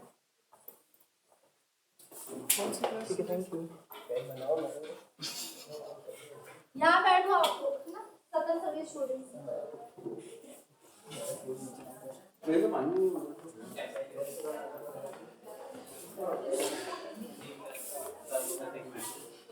सी की क्लास सब लोग अभी कंफर्म नहीं हुआ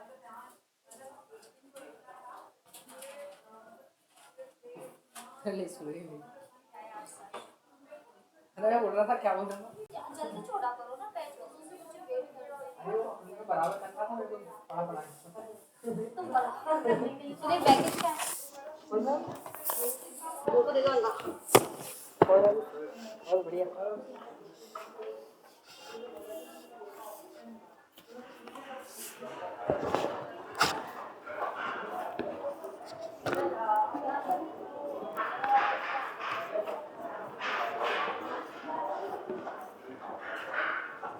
अभी पैदल ही क्लास कब से सब कुछ चलिए ना, अभी पैदल टाइम ये वाला 7 बजे।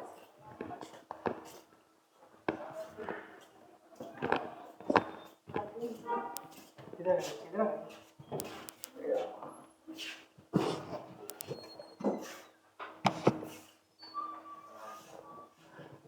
ऐसे चल रहा।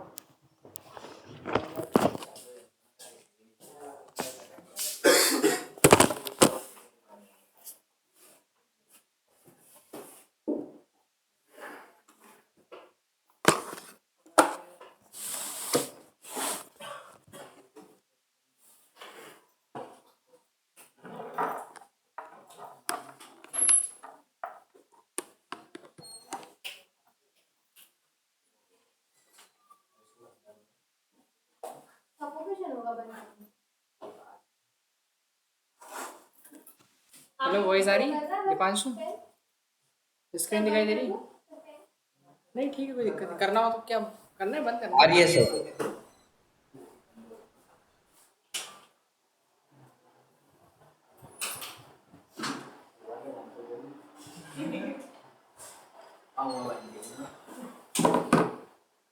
मैंने गलत से चेंज कर दिया हाईवे। वाला खराब है, वाला चालू का हुआ तो चालू हुआ। सर ये 0 पे आपको सब दिखेगा। अरे करना क्या चाहते हो तो कोई समझ नहीं आता।